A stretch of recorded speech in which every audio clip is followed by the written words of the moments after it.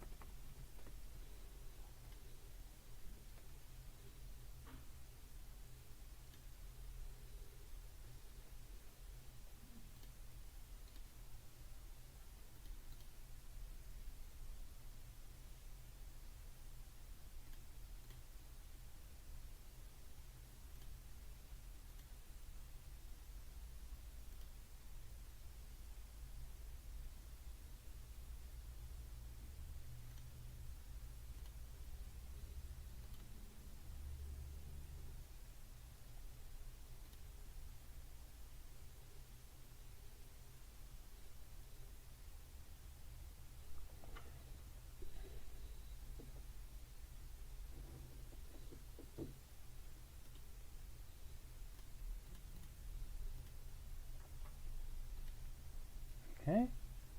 Testing, testing.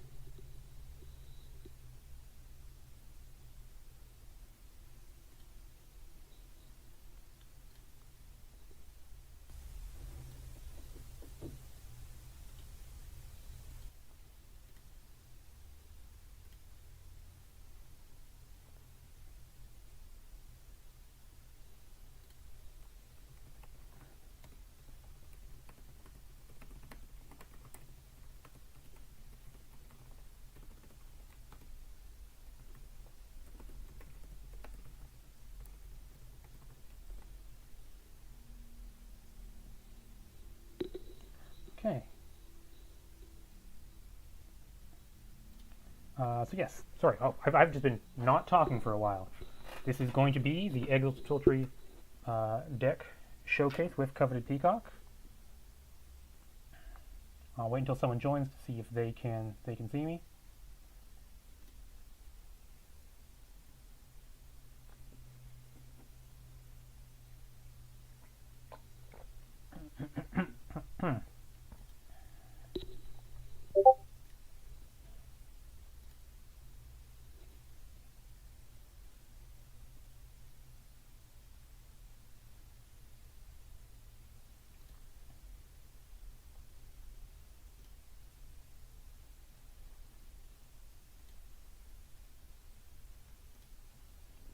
Okay.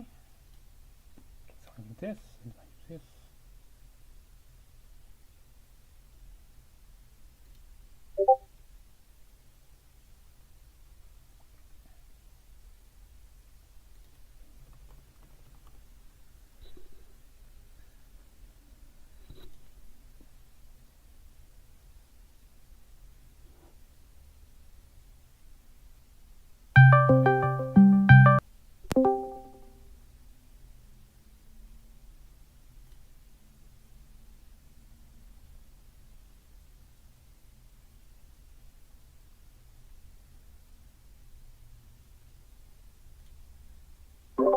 Hello?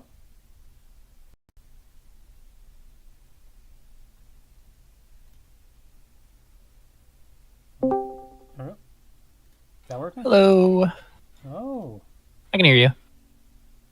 I'm gonna go live now. Okay, I think I'm already live. Okay, that link worked. That's a good sign. I have no one in chat, so I can't ask anyone if they can if they can see. I can pop in real quick before I go live just to make sure. Okay. I see your audio moving on the mixer in OBS, so that's a good sign. Yep, and I see yours, so Okay. that's optimistic. We'll need a third person to confirm that they can hear both of us on either stream, but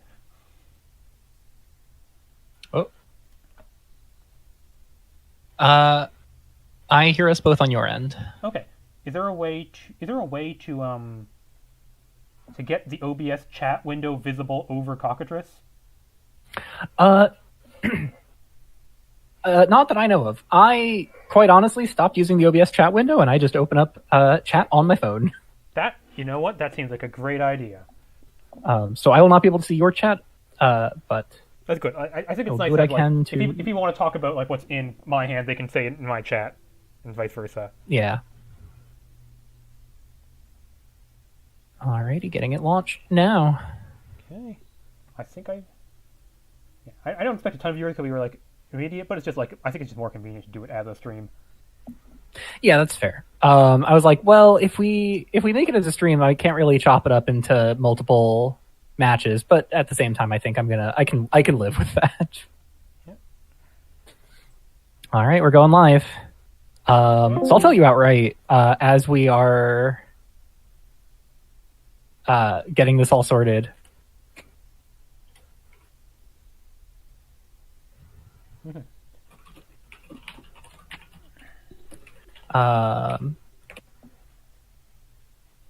Please tell me that worked. Okay, Discord embed? I'll No Discord embed.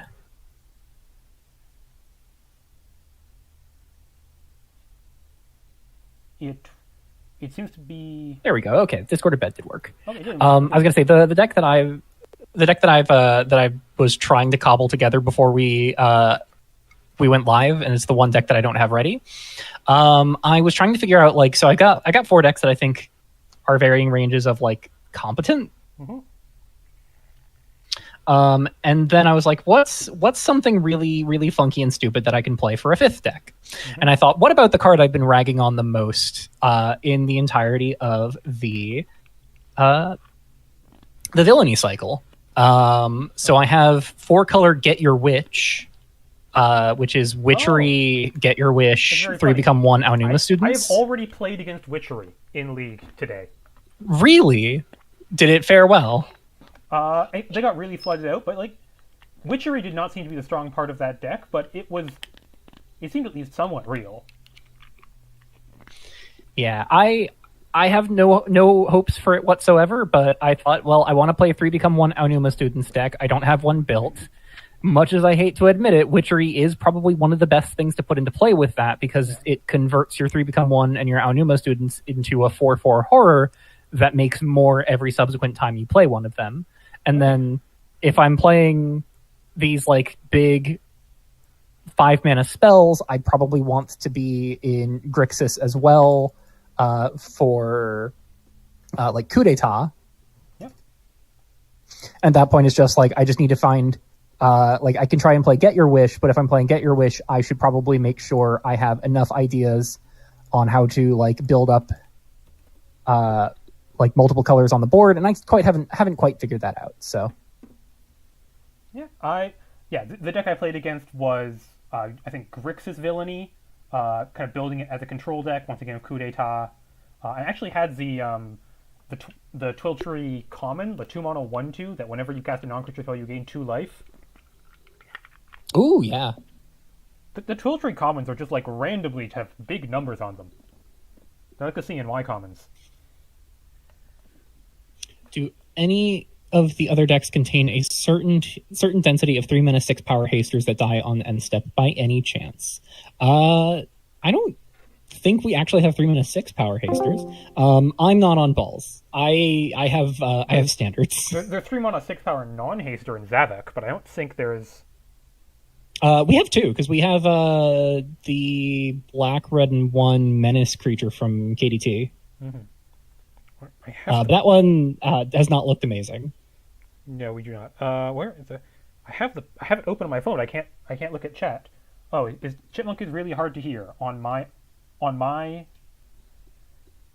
Okay. I can't turn my volume up any higher. This is as high as it goes. Zangi. So wait, Zangi, you have trouble hearing me on my stream or on Peacock's stream?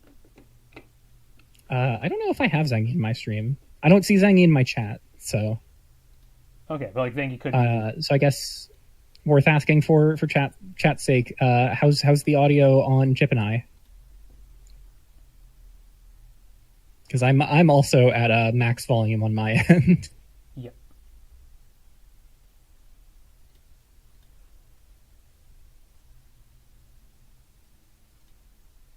Oh right.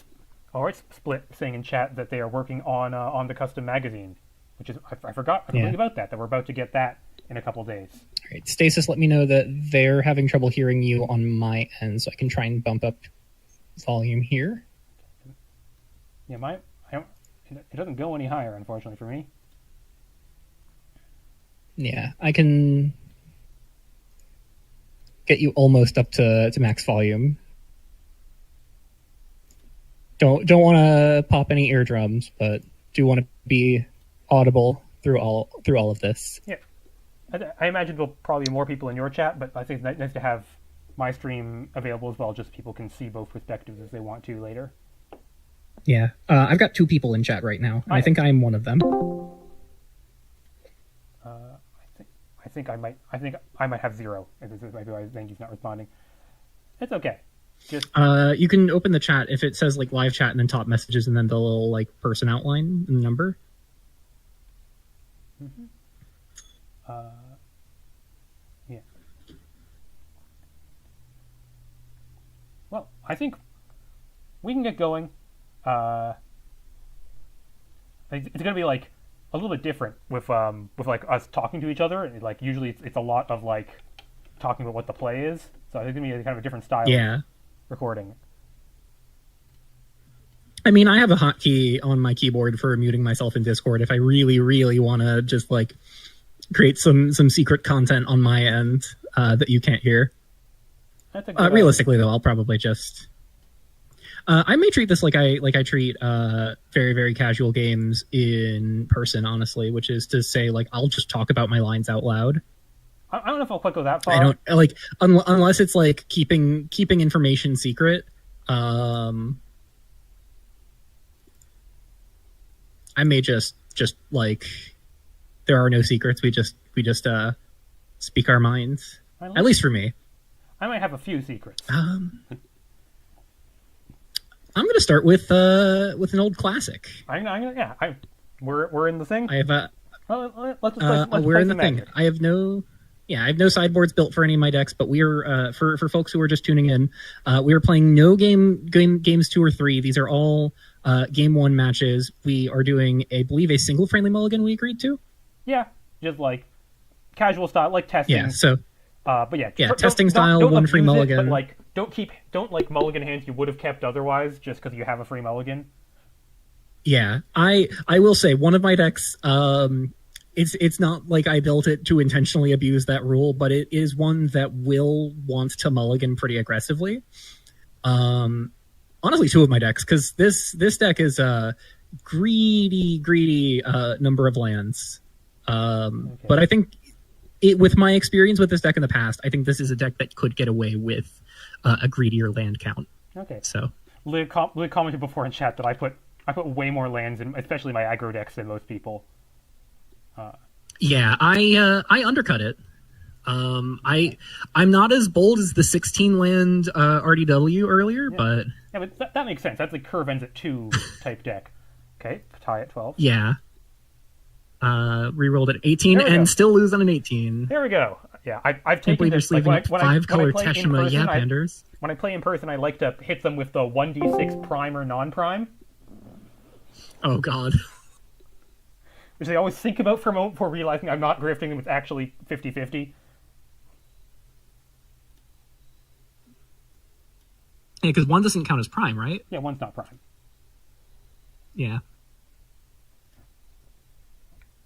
Boo. This is a keep. I guess I don't have to type in the chat. You're right here. Yeah, I could probably keep this. It's not stellar, but it's not bad. Okay. It's slow, and this is a deck skewing a little aggressive, so I think I'm gonna rock it. No spoilers necessary. 5 fissure pass. I'll draw Temple of Origins on red-green. Makes sense. I wonder what deck this is. Crack for planes.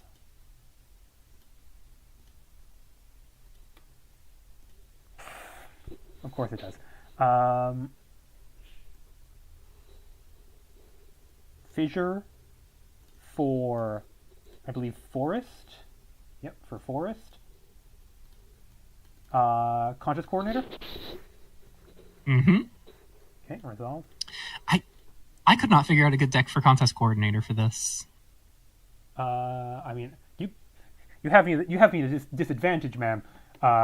You've seen most of my decks. They were in the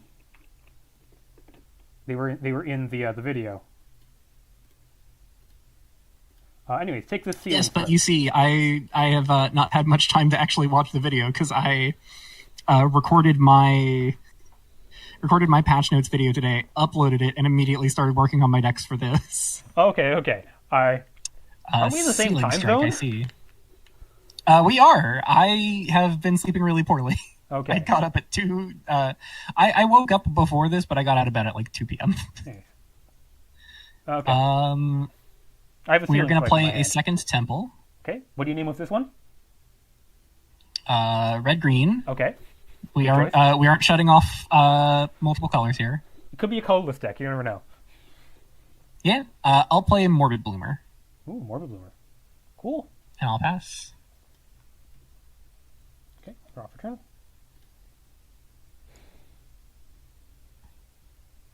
A little awkward in the face of a 1/3. Yeah. It's still fine. I'm gonna go grab. Oh god, I may have made some strange decisions. I'm gonna grab a mountain. Mm-hmm. I'm just gonna run out this here Ironback Tyke. Yup. And I'm gonna go grab myself this Basic Plains. Mm-hmm. And I'm gonna pass. That's a little problematic for me. Don't worry, I only have 4 permanent activated abilities. I'll play a Primal Fisher and crack it. Mm-hmm. Go grab a mountain. And I think it is time for me to play for an encounter. Not using my promo, but I was about to say, I not just wanted even to the use promo non-promo versions okay, for this. I'm trying to be. I want to use non-promo versions for this stream especially. Yeah, I'm doing exactly the same. I'm using fancy lands, but I'm not using any promos. Yeah, I'm using exclusively Twi basics. I have different basics for every deck. They're thematically consistent. So top 6. Ooh, tough choices actually. One of these is well, both of these are awkward in the face of your little banishing light over there. You saw nothing. I think I have to do the thing that is completely and utterly unsurprising. Let's get Fabricated Anomaly. I literally typed into the chat anomaly, maybe? Yep. Before that happened. Yeah, that's a pretty good card. Yeah, 3/4 Anomaly. Make a puzzle box. Yep. And I don't think I'm too keen on trading Bloomer for Tyke here. Okay. Or a contest coordinator. But let's puzzle. Let's not puzzle box. I'm not going to swing. I was like, I could puzzle box and swing, and then you can't block with the coordinator profitably. But I don't think I'm keen on trading at all. Okay. We're going to hang out. We are in fact going to hang out.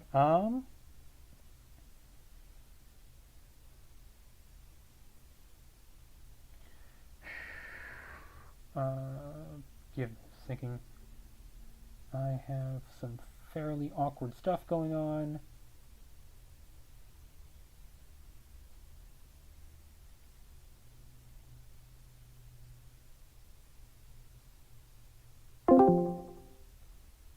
Oh, I just heard a Discord notification. Ooh, I have Discord notifications off because I have it on streamer mode. Ah. Ooh, GP Dawnbloom Grove was one of the pings that I got. Yeah, I think that's probably the one I just got. I think that it is not ideal, but I do have to Ceiling Strike that. Unsurprising. Let me just clear the stats and then tuck it under. Sure. Urban Jungle and ship. I will tap and discard a Dawnsworn Survivor to draw a card. Yep, so it begins. I'll draw for turn. I will tap Puzzle Box, discard Dawnsworn Survivor, draw card. Oh God. Yep.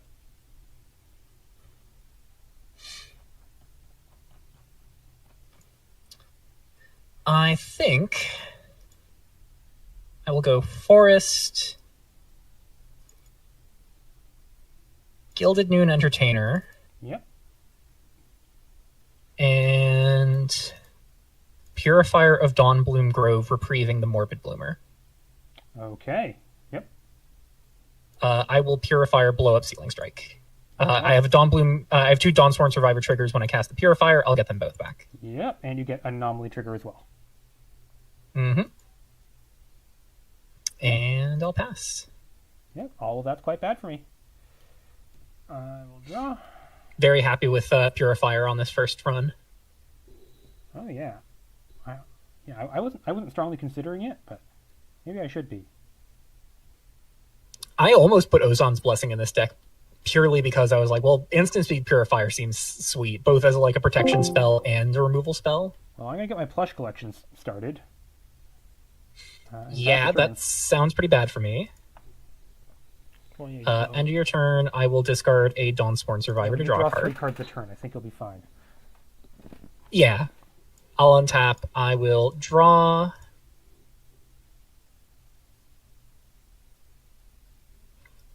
Let's pitch Dawnsworn Survivor, draw. Yeah. What made you go green for the Dawnsworn Survivor deck? Like, there's not any green looters, as far as I know. It was less about the looters and more about me realizing that like forward encounters effectively very often fabricated anomalies number 5 through 8. That is true. If if I'm in green for that, you know what else puts fabricated anomaly into play quickly? Husk Forger? Yeah, it's Husk Forger.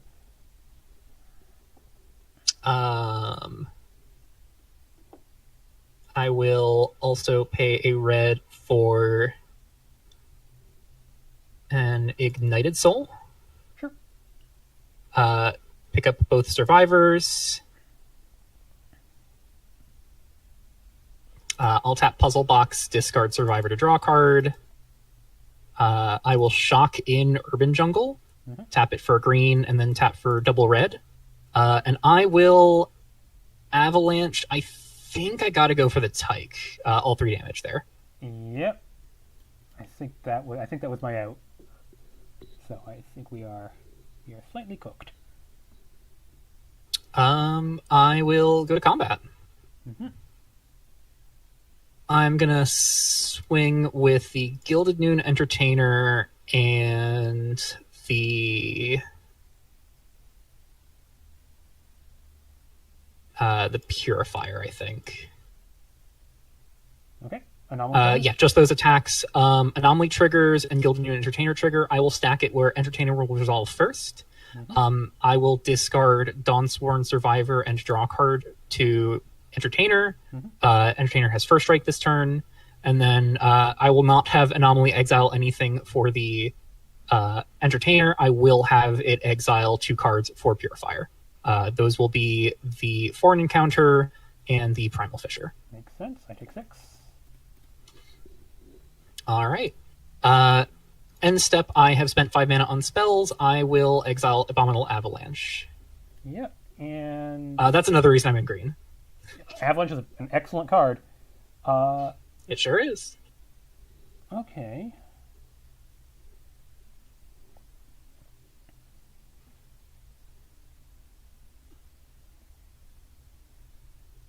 Well, I can get to start doing some interesting things, like I have another plush collection and another stockbroker. So that's not too shabby.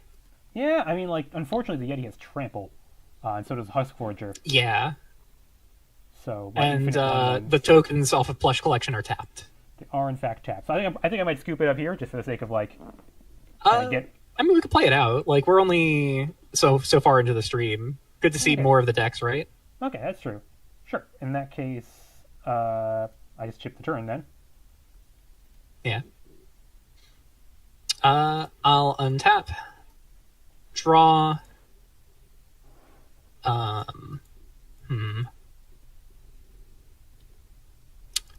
I think I'm in on kicking off with a foreign encounter. Top 6. Okay. Sure.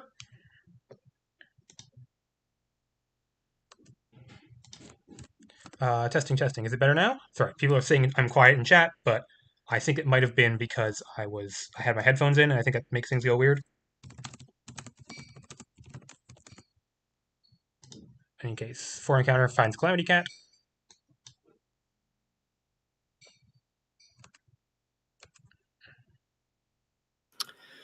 I'm going to use Puzzle Box, get rid of Primal Fisher, and draw a card. I'm going to do that again. Okay.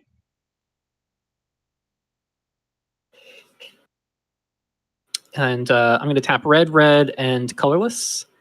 Cast Spirit Realm Phoenix. What 2 survivor triggers. Why play 4 survivors when I can play more than 4? Yeah. And Huskforger does help me have more mana to pay for buying this back. Wow, that one did not. Yeah. I was going pretty light on the survivor stuff. Like I only had like 3 survivors in my survivor decks. I think this game is making me think I should be up the full 4 survivors. You want multiple. Oh yeah, for sure. I'm gonna go to combat. Sure. I'm gonna swing with a lot of the squad here.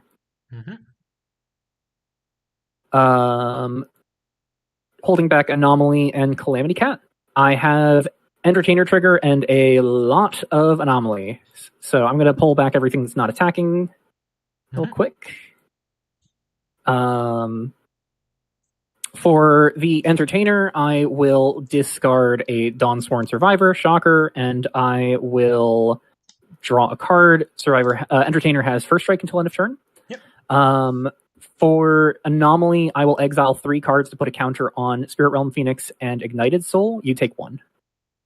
I do in fact take 1 from Spirit Realm Phoenix. I will. Yep. That's what. 9, 12. Yeah. Anything before we go to blockers? I don't think I have outs, but I think I'm gonna triple block the Yeti. Sure. I will. Yeah. Before damage, I'm gonna tap this before card damage. and make 2 copies of it. I think.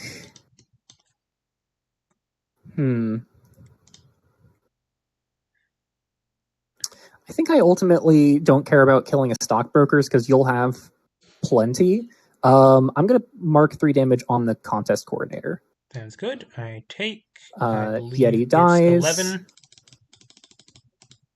11. 3, 6, 9, 11. Correct. Yep. On damage, I have an Ignited Soul trigger. I will discard this Dawnsworn Survivor to draw a card. And I will pass. Okay, well, we got something we can try. Can I cast this Revolt at the Palace? I'm also going to look at the top 2 cards in my library. And... Okay.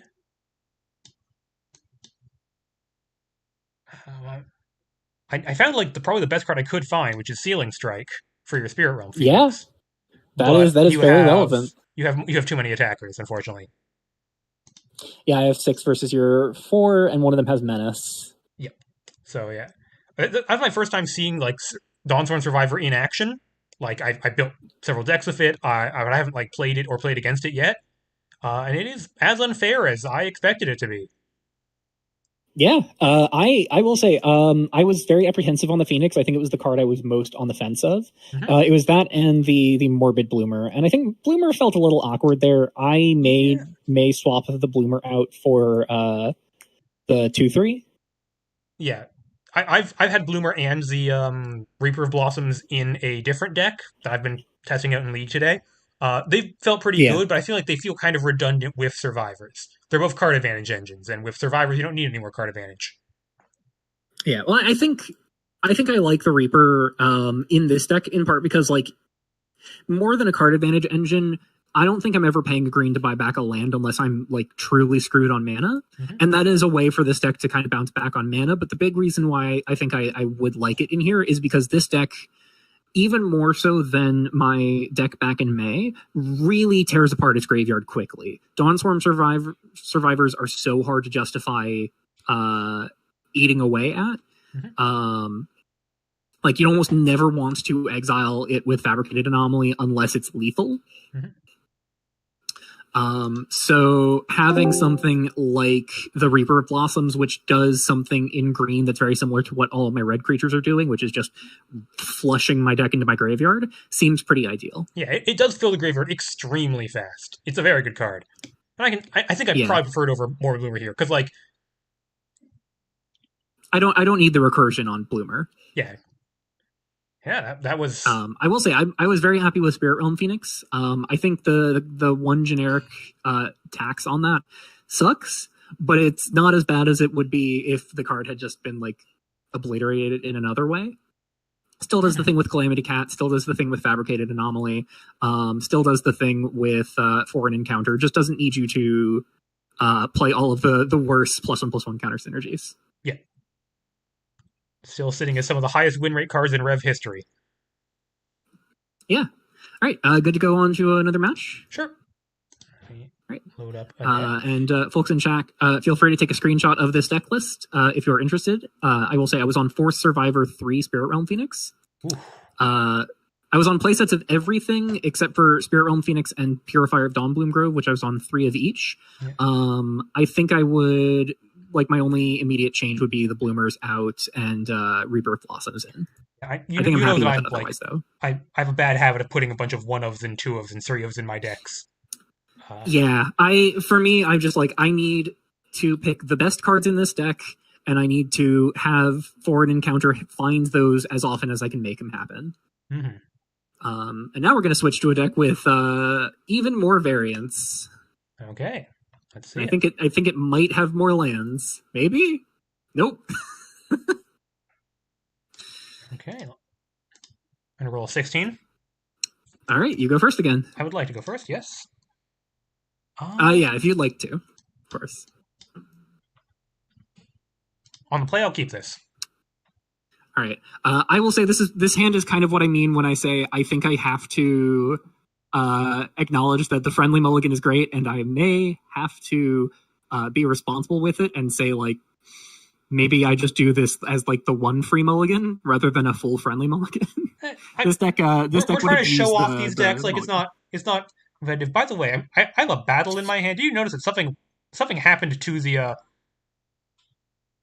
don't know if it's deliberate. Notches? The battle frame has changed. Yes, with the patch. The notches on the damage conditions, right?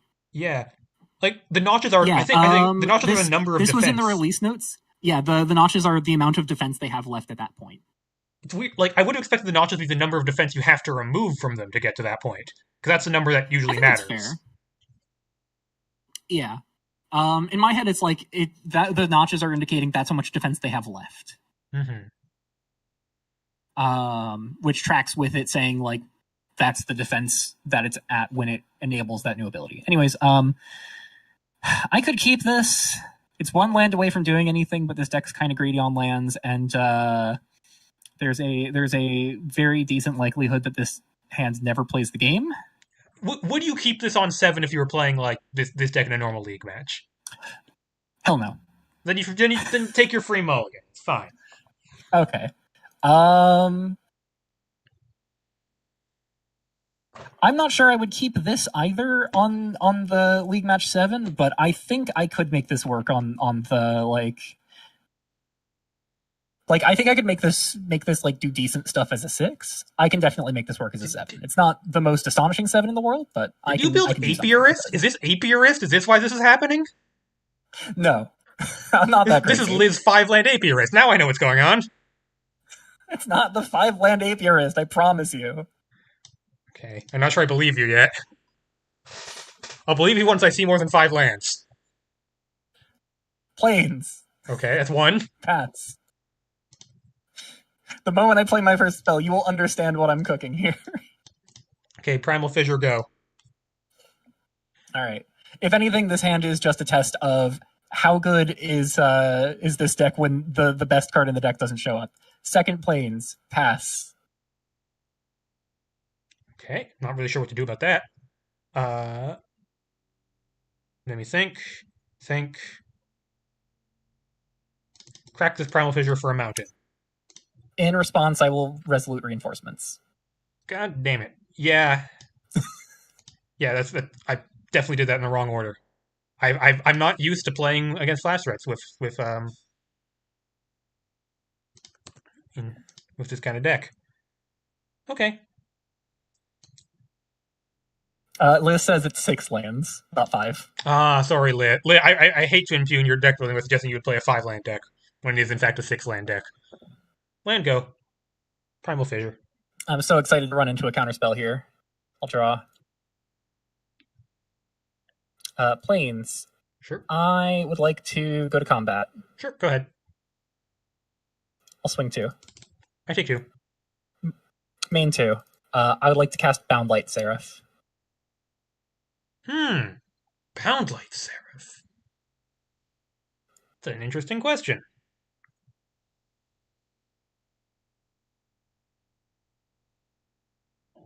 Very interesting question. I will say I do have an idea of what I'm up against here. Yeah, it might be fairly obvious. Yeah, something Deafening Clarion. It's just possible that that card might be in my deck. It might be a 4. I did get to watch a bit of your video. Okay. So I'm just gonna Death Deflection that. Fair enough. I'll pass. I'll crack this again. I think this is going to go pretty poorly for me.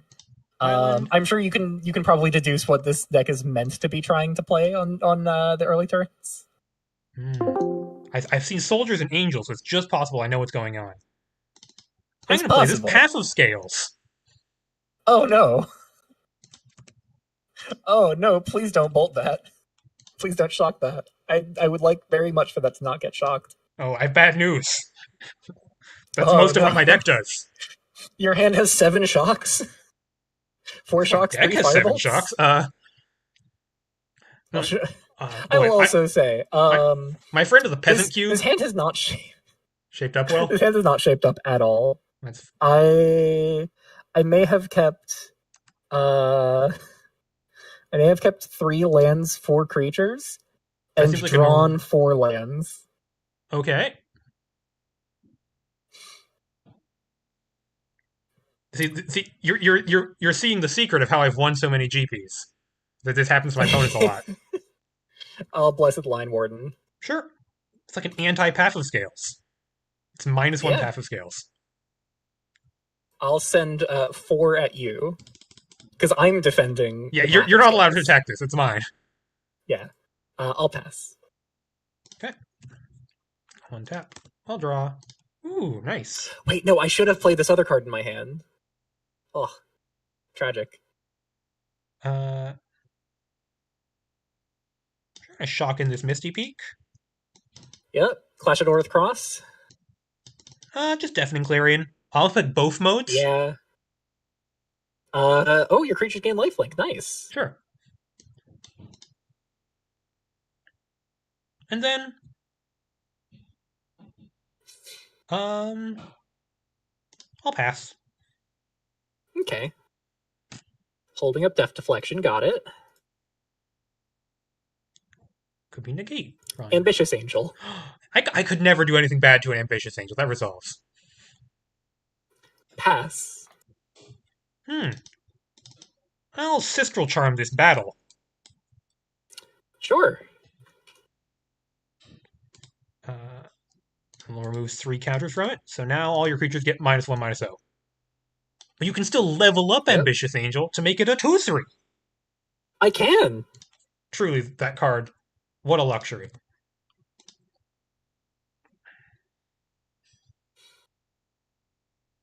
I may play a second game of this rather than trying to cobble Get Your Wish together. Oh, Oh, sorry. I thought you said there was in this deck. I'm gonna firebolt this passive scales. Yep. I may just show you my hand. Just for the Just sake let of me do showing this you, once. like, I let you how... do your thing last No, no. game. Anyways, Yeah, I'm yeah. gonna No, I know. passive scales copying passive scales. Yeah. I need to draw 6 cards. See, Yep. this game, I'm the one who gets to draw. Well, that was 7 cards. Oops. Yeah. I'm the one who gets to Judge? draw infinite cards. I'll play a tapped Lucent Basin. Okay. And I'll go to end step and I'll discard this Primal Fissure. What is going on over there? Nothing. You I'll could draw. level up Ambitious Angel. I could. I'm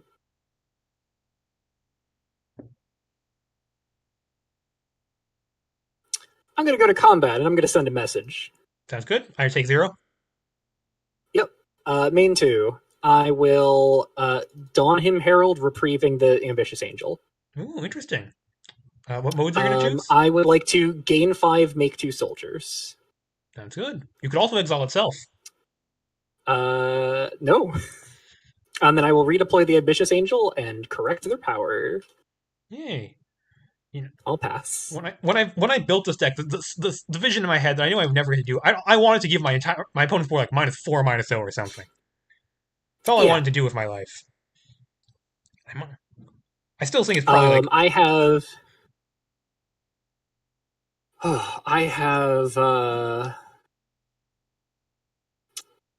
14 anthems in this deck. That seems like roughly what happens in this set. I'm going to play 2 Clash at Aura's Crosses. I think I would like to say, are you content with calling it here? Because this will take a very long time to kill me. Oh yeah, I have no burn in my hand. I can't think... actually like make creatures off Clash at Aura's Cross yet. I have to draw into it. Okay. I think we're Is good. Is it alright if I reveal my hand and scoop here? I think we're fine, yeah.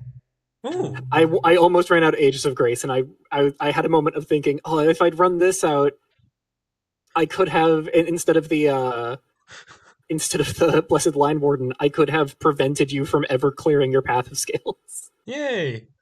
I mean, it was mostly for fun, but that is true. Yeah. Look, there's a Nombo here. The copy of Clash at Aura's Cross wasn't cast, so I only destroy all creatures once. Yeah. Man, all my death triggers are going to go off. Yep. I'll rapture all my creatures back. Yay. Okay, let's circle back to that one later.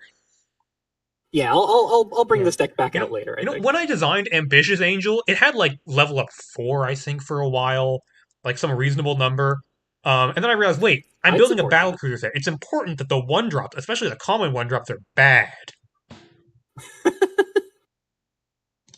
And the funny thing is, I think that deck is absolutely one that can just wind up staring at it at 5 lands and go, a 3/3. I'd like that. I think this deck runs out of steam in hand fast enough that I would be more than happy to play a 16 mana 5/5. It's good.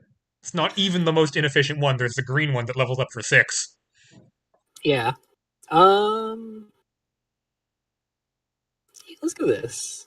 This is a pile. Yeah. Yeah. I hope I get to run all of these decks through some league paces.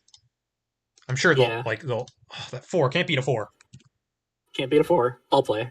Sounds good. Yeah, this hand maybe. It's sketchy, but I think I could do this. On the draw? Yeah, I keep this here. All right. Main 1, Shock and Lucent Basin. Okay. Stargazing. Oh, it's the other Survivors deck. Kind of. Oh, it's not a Survivors deck. Okay. Gotta put that away. I have nothing to make that work right now. I will draw a card. Yeah, I'll just discard Survivor. Being all coy with me. Like, it might not be a Survivors deck. just possible. I didn't say it might not be a Survivors deck. You said it's the other Survivors deck, and I was like, I think you might have a different idea of what the other Survivors deck is. I mean, your other Survivors deck. Yes, this is the other one I'm on. Although I did almost find a way to squeeze it into my fourth deck. I mean, like I only 2 in my 12 decks to go over. Yeah. I'll draw. Stargazing. That makes sense.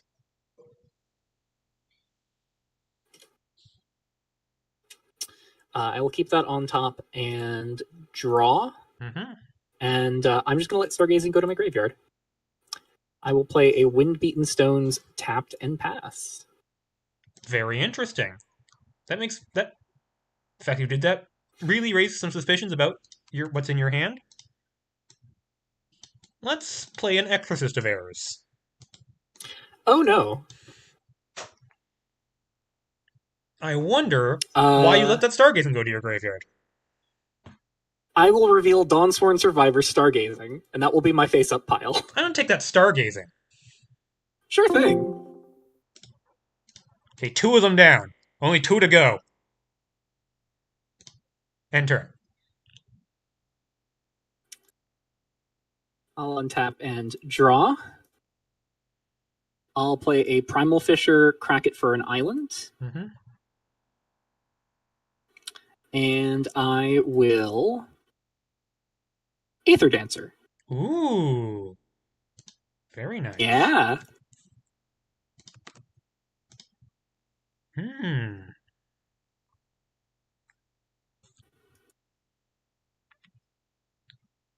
How do I feel with this Ether Dancer? How I feel with this Ether Dancer is that I want it to be back in your hand. Sure thing. And then I'd like to play another Exorcist of Errors. I'd like to reveal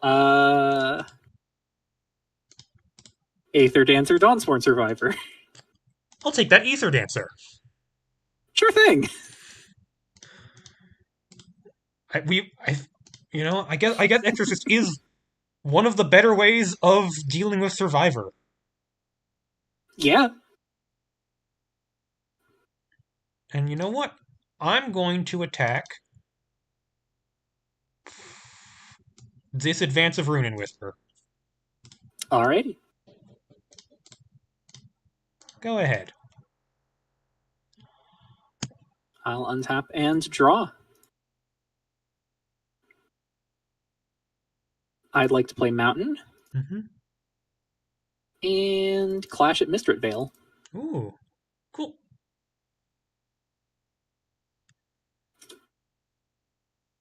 I'll pass. This deck is not stellar by any Got measure. Survivor in it. I don't know if you got Survivor and Stargate. It's You got can do whatever Survivor you in want. it. There's a component of this deck that I think needs to bow out.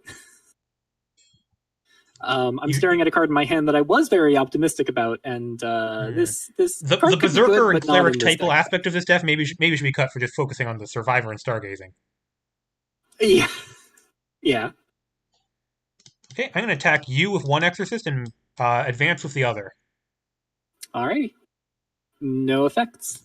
Sure. Advance is defeated.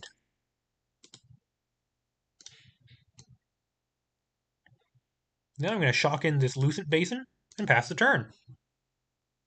Alrighty.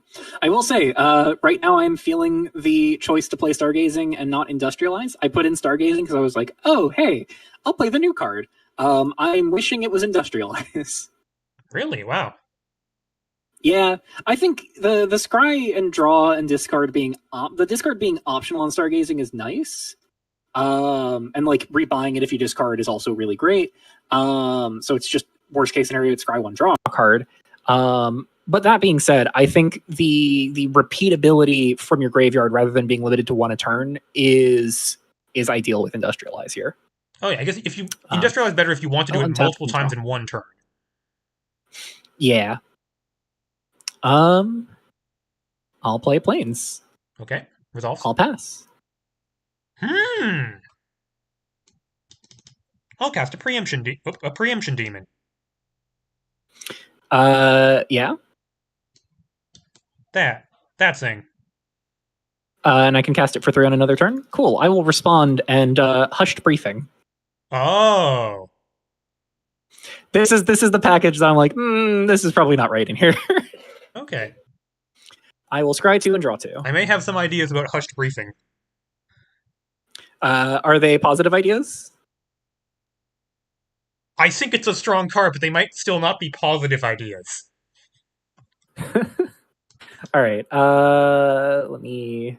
Oh, I have to create the cast from exile. Oh yeah, that's not attached to Preemption Demon. Yeah. I should probably create a custom can be cast actually for Preemption because it has a special ability attached to it, like I did for Red Hot. Right.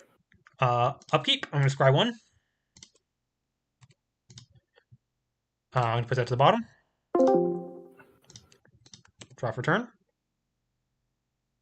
Yeah, sure, why not? I'm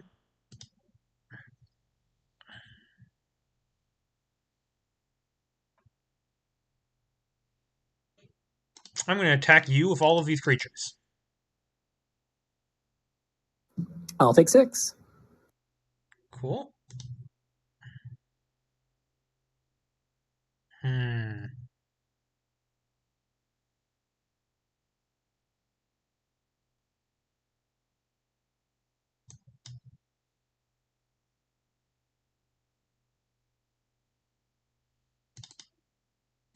I'm going to tap my mana correctly for this Boro.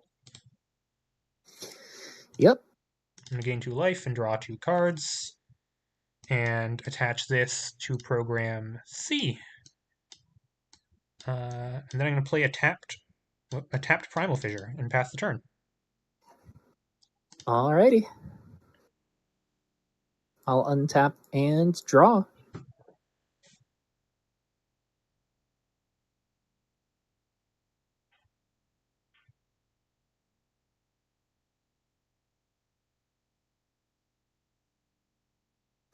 I am going to play a Fabricated Anomaly. It's a pretty good card. Pretty good card. It won me a game earlier. I'm going to tap and discard Dawnsworn Survivor. You're going to win a lot of people a lot of games this month, I think. Yeah. I'm going to play Primal Fissure tapped. And I think...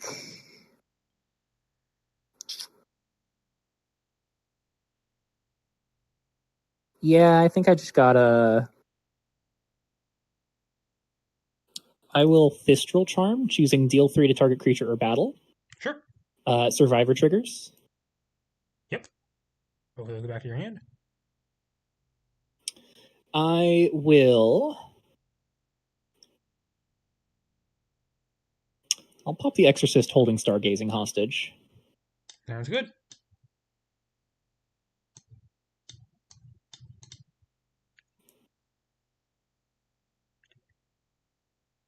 And I'll pass. Okay. On my upkeep, I'll Primal Fissure before the Scry 1 from Advance of Rune and Whisper. Mm-hmm. And I'll go get a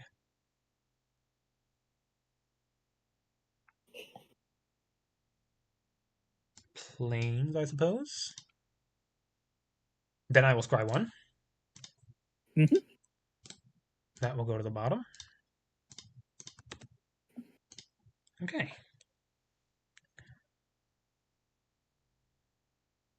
And this is on program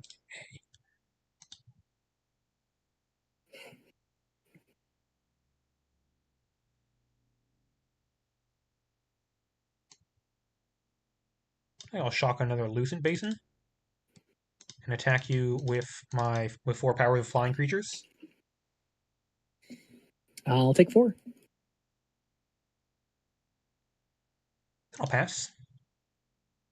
I almost played the 3 mana deal 2 to opposing creatures battle. I have it in a lot of my sideboards. I almost put it in the main deck of this deck, in part because I was like, I know people are so paranoid about there just being so much aggro, and I think this deck could really benefit from the haste clause of that. And I think I may be inclined to put like 1 or 2 back in the main of this deck. Maybe. It's not even good against even all just, aggro like, decks is the problem. Like I think some of the green. Yeah, that's part of why I chose against it. Yeah. I'll untap upkeep. I think I will crack. Let's just keep Primal Fissure. Okay. I'll draw. Interesting. I will puzzle box away a Dawnsworn Survivor and draw a card. Yep.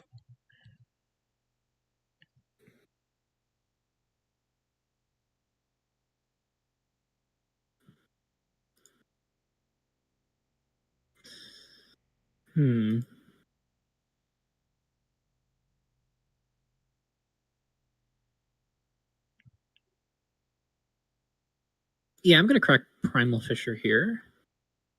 Why were you looking for your 7th land? What 7 drop are you looking for? I'm playing a 5-mana draw too. It's 3 mana right now, but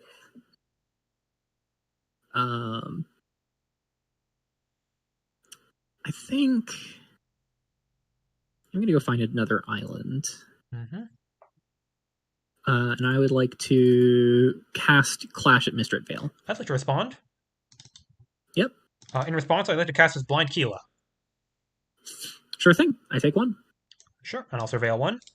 I'm going to keep holding priority. I'll bend this Overrule Thought. Then I will tap normally, and I will Overrule Thought, mill myself, counter that unless you pay 2. Interesting. Blind Keela trigger? It is once each turn. Is it once each turn? Oh, it is. This ability triggers only once each turn. Oh, it's all the way at the end of the ability. Oh, it still doesn't matter. Sure. Clash countered. Okay, I'll mill 3. Hang, Rabura Goliath, Downlink Overload. I would have liked some of those. Okay. Well, guess I gotta try and kill the Keela then. Ooh. I wanted to use this on Exorcist, but nope. No time. In response... In response, I'm going to hang your Fabricated Anomaly. Alrighty. And then Keela dies. Takes 5 damage. And no corrupt. Yep. So I don't exile 4 and have access to one of them. I think you've got this. Yeah, probably. I'll pass. I mean, you're on chump block now. I'm on chump blocks. Oh, I forgot to go to 1 instead of -1. I forgot to scry on my upkeep. That's my bad. I need to start remembering that while I'm playing Advance of Rune and Whisper.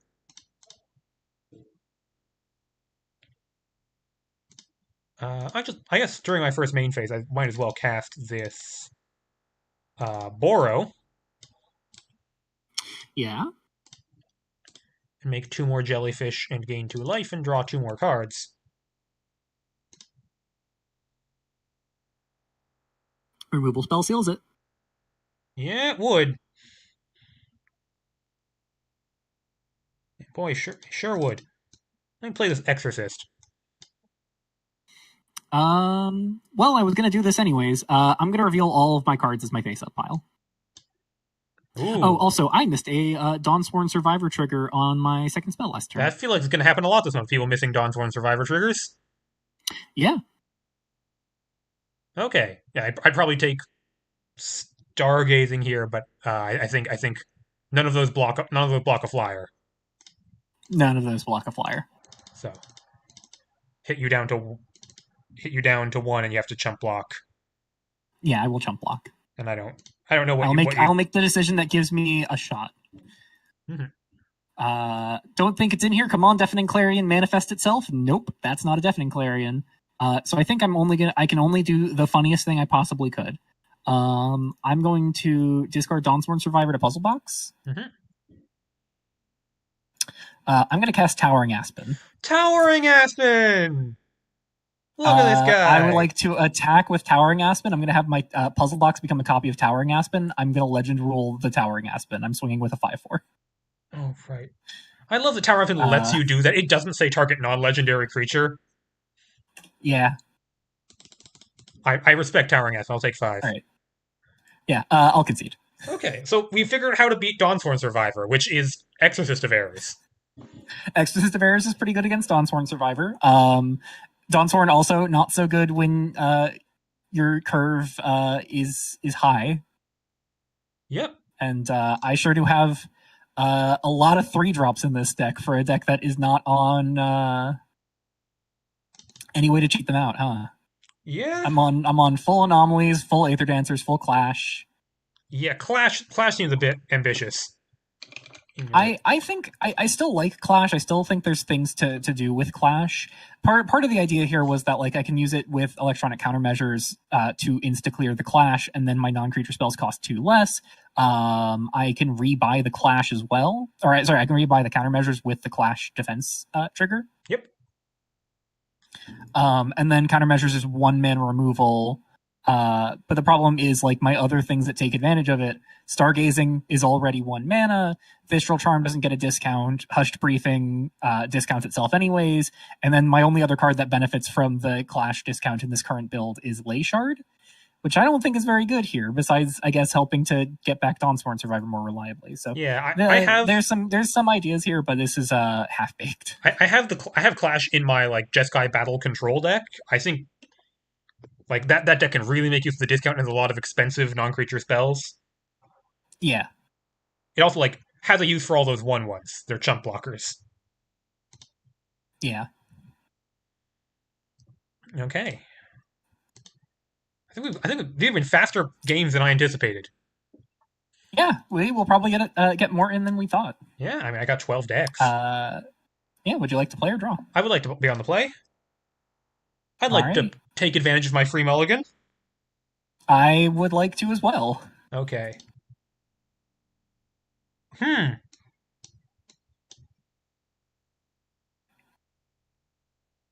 Yeah, I guess I'd keep this on 7, probably. I think I can keep this. Okay, then I'll play a tapped Misty Peak and pass the turn. Alrighty. I'll draw. I'll play a Coalesced Cliff, tap it for colorless, and play a Root Fossil. Ooh. Pass. Vigor deck. Yep. I love that these are going to be an indicator not of colorless decks, but of Vigor decks moving forward for the next 8 months. I'm a little skeptical because like I always am paranoid about my mana base being good. So like even just like having to take a couple extra damage from my mana base when I don't want to it just rankles me. But I think it is correct if you're on the Vigor thing. Yeah. Gilded Noon Entertainer. I see you're on your blue-red Survivors deck, huh? Yeah. I'm really considering, like, do you mulligan hands that don't have Survivor? Is it that important to your game plan? I think it depends on the build of the deck. I would not mulligan my red-green deck just for Survivor, because the deck draws and discards enough cards, just like I was never mulliganing for Phoenix back in May. Yeah, it's just like Survivor is so much better and so much more key to the decks it's a part of. Yeah, I think it's much more important to mulligan to things that keep the card flow going. I agree on that. Anyway, I'm attaching it with 3/2. It doesn't have first strike or anything. Mm-hmm. And then I'm going to cast this Research Grant, non-promo. I will respond. I will crack Primal Fissure. Oh no, I'm going to get... Oh god, it's a colorless counterspell. I'm going to get an island. I'm going to overrule Thought Milling myself. Oh god, yeah, it's very annoying. Okay, blue was not the color I was expecting to come out here. Yeah. I will mill Bog Spawn, Witness, Enigmatic Fen, and Downlink Overload. Oh, this is a spicy thing going on here. Okay. Yeah. I'll ship the turn. Anything else? Nope. All right. I'll untap and draw. I will take one from Coalesced Cliffs here. I'd like to cast Harvest Time. Good old Harvest Time. You're also chasing that promo? I haven't even checked the promos list. I I did make some adjustments I'm to going one to of my get in deck play lists so Swamp. I could play more promos. Hey, go ahead and show me that Dawnsworn Survivors. No, instead I'm gonna show you these 3 burn spells. Which of the Interesting. I will take Coordinated Shot. sounds good to me? Alrighty. Here you go. Have at it. Draw?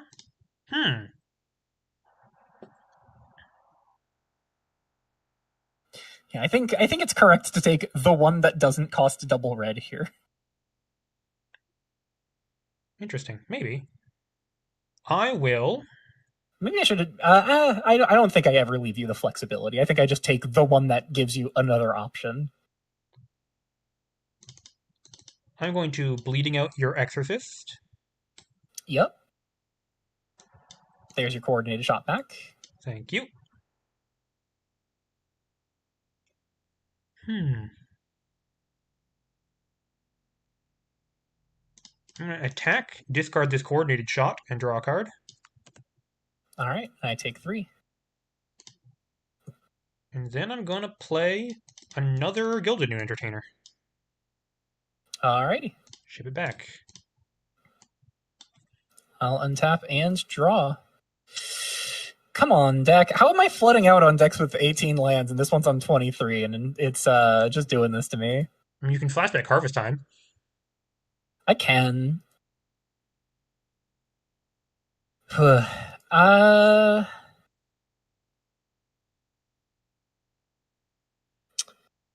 Yeah, I will do so. I will take 1 to do this. This is why I'm afraid of Coalesced Cliff. Yeah. I have ways to mitigate this life loss. I'm gonna grab a forest. Actually, is that even right? Oh yeah. I know there was meant to be 2 cycles of lands from Twiltrie, but I only see one of them in Cockatrice. What do you mean? Like there are 10 basic lands in Twiltrie. At least it's supposed to be. Oh yeah, because Cockatrice isn't equipped to handle multiple arts with the same name. Yeah, like for Error and the Weft, one of them is Error, one of them is ERR, and the other one is Pixel. But here they gave them the same name, so the Cockatrice only shows you one. Yeah. This is tough. I think I got to get Swamp. Cool. Play your turn. And show me your secrets. Would you like this bleeding out you know about? Yes. Sounds good to me.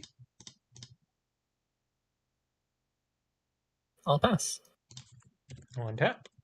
I'll draw. Interesting. Zhang can confirm that was a bug for Cajun's exporter. Okay. I look forward to this being called Island, whatever the blue-black faction is called.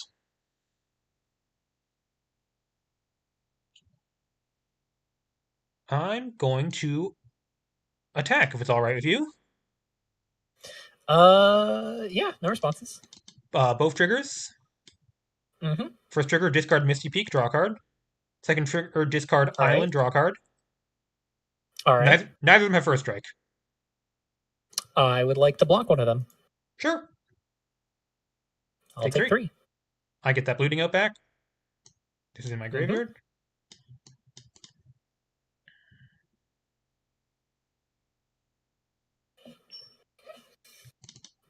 I'll play an Artful Hologram and level it up twice. Oh, that's not how that works. Alrighty. Just gets 2 level counters. Pass the turn. I'd like to untap and draw. Resolves. I'll play Island. Sure. I will tap Colas Cliff for colorless here. Rain of Light. Yep, that kills them. I'll pass. Okay. Well, this is all very inconvenient.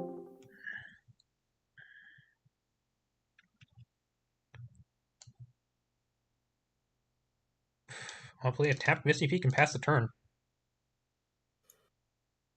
All right. I'll untap and draw.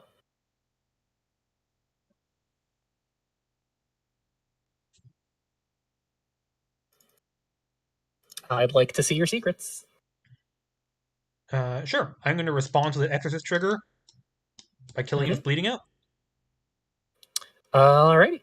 Actually, wait. Actually, I'm thinking on that.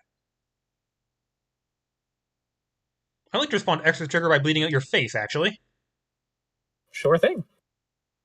Then you can have Show me this. your secrets. Yeah, I will take the survivor. I'm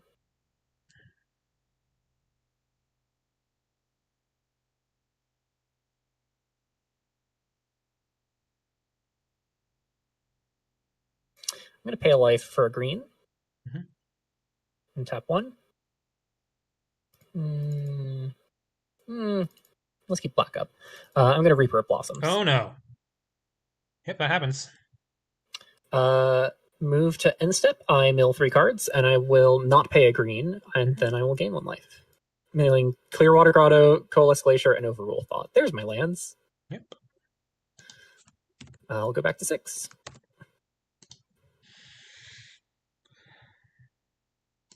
I'll cast. Nope, not like this. I'll cast this Fabricated Anomaly. Wow, yeah. Pass the turn. All right. I'll draw.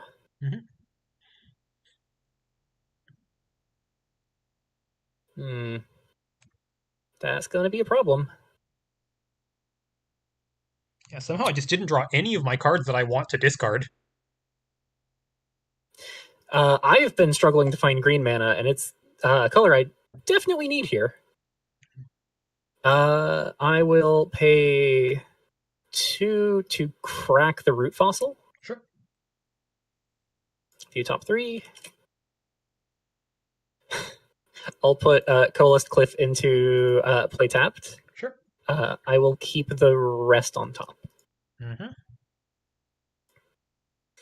I'll move to end step. Reaper of Blossoms trigger. I will mill 1, 2, 3.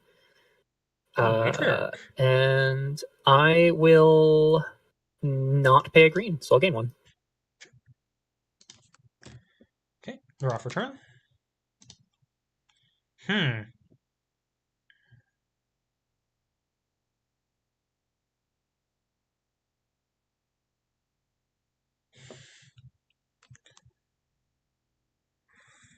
Fooey.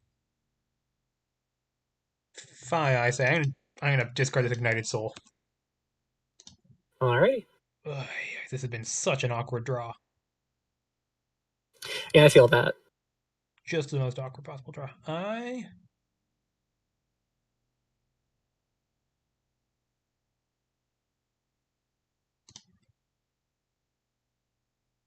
will attack with Fabricated Anomaly and exile 2 lands to make it a 3/4. Alrighty. Give me just a moment. What are the odds you have a third bleeding out? I'm willing to take that chance. Cool. I will kill Exorcist. Alrighty. You get your survivor back. I do. Anomaly down. At your end step, I would like to cast Seafloor Treasures. Yep. Top 2.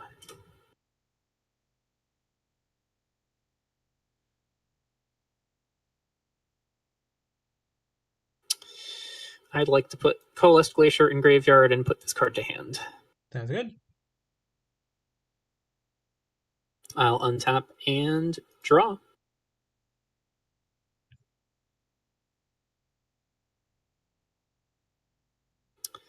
I'm going to pay a green off of Coalesced Cliff and 1 for Anik Oathbound.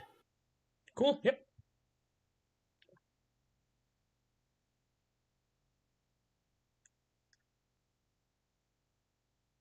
I'd like to go to combat and swing 2. Makes sense. Main 2. I'm going to hurt again. I'm going to tap a swamp for this. Second Reaper. Sounds good. Anik trigger, I will gain 1. Yep. I will then move to end step. 2 Reaper triggers. Mhm. First one will mill Harvest Time, Downlink Overload, Rain of Blight. Yep. I will not pay green, so I'll gain 1. Second one will mill Rain of Blight, Coalesced Core, Reaper of Blossoms. I will gain 1. Makes sense. And Reaper is starting to put me in a precarious position here. It mills you really, really fast. It really does. I'm going to discard this Dawnsworn Survivor. I've got 4 turns. Yep. Well, now they're all showing up. I've got a fast clock on myself. Okay, I have. Yeah, I guess you kill me and. That might actually be something I need to play for here. The deck out win con? It might be. I'm gonna cast this Igneous Visions. Mm-hmm. The Misty Peak.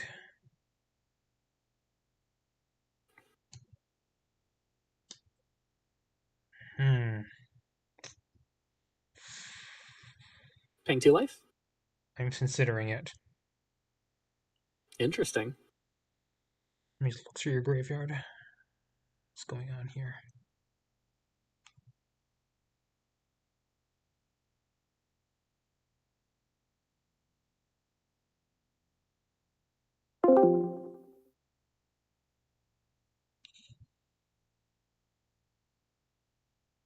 I think I.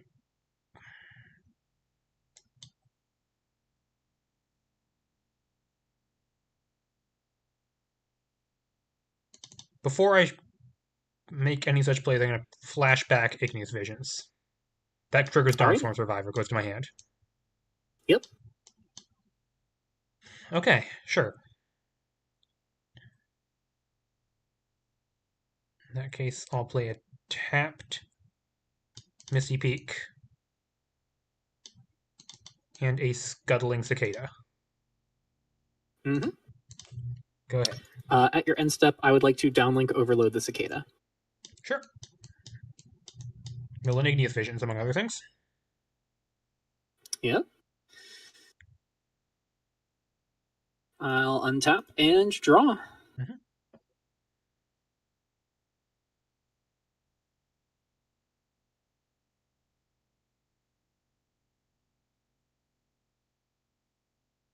Maybe that's too fancy. Forest as land for turn. Yep.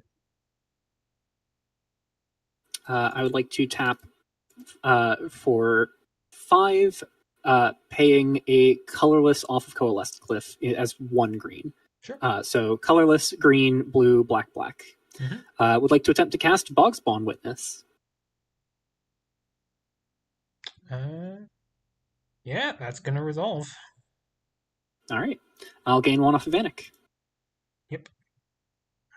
I would like to go to combat. Mm-hmm. That happens. I will swing Reaper Blossoms. Both Reapers and Anik. Yeah, I take my 5. All right. I would like to attempt to move to end step. I believe this one is an intervening if. It is, but I've already gained and lost life this turn. That you have Anik, right? Yes. Yes. Well, I will discard this Dawnsworn Survivor. All right. I will rebuy this Exorcist of Errors. Hold on. Return a creature. I'm going to wait on the Bogspawn Witness. I'm going to have Reapers both resolve first. Makes sense. So first Reaper. I guess see your deck, I guess. Fossil. Yep. I will not put anything to hand, gain 1. Mm-hmm. Second Reaper, I will mill Clearwater Grotto, Exorcist, and Anik. Mm-hmm. I will pay a green on this, and I will rebuy. I'll rebuy a Clearwater Grotto with Reaper of Blossoms. Makes sense. And then Bog Spawn Witness, I will have you sacrifice unless you discard a card. Yep. And I will return... Matriarch kind of accomplishes nothing now. Hey, all 4 extras destroying I will graveyard. return. I will return the second Bog Spawn Witness. Makes sense. Okay. It's pretty good. I'll draw for turn. I'll cast this Igneous Visions for a mountain. Cool. Alrighty. I'll cast this Scuttling Cicada. That triggers my Dawnsworn Survivor. I'll discard Dawnsworn Survivor. Yeah, of course it would be like that. I guess it's not the end of the world. I'm going to play a Scuttling Cicada. Mm-hmm. And then I'm going to immediately sacrifice it to Coordinated Shot, killing Reaper. Yep. I will lose a Reaper. Yep. Coordinated Shot goes to exile if you're doing that. It does that. go to exile. I'll untap and draw.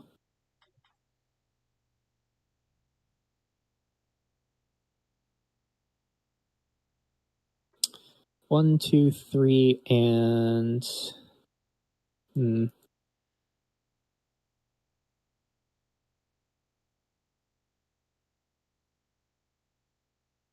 Yeah. I would like to shock in Clearwater Grotto. Yep.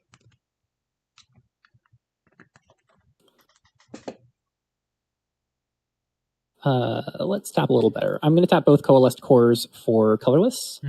And black and green. My life total has changed. I would like to cast Davika. Yeah, I think... and I'm just going to move Anik to exile now. Yep. Makes sense. Because if she dies, that's where she's going. I'm going to -1.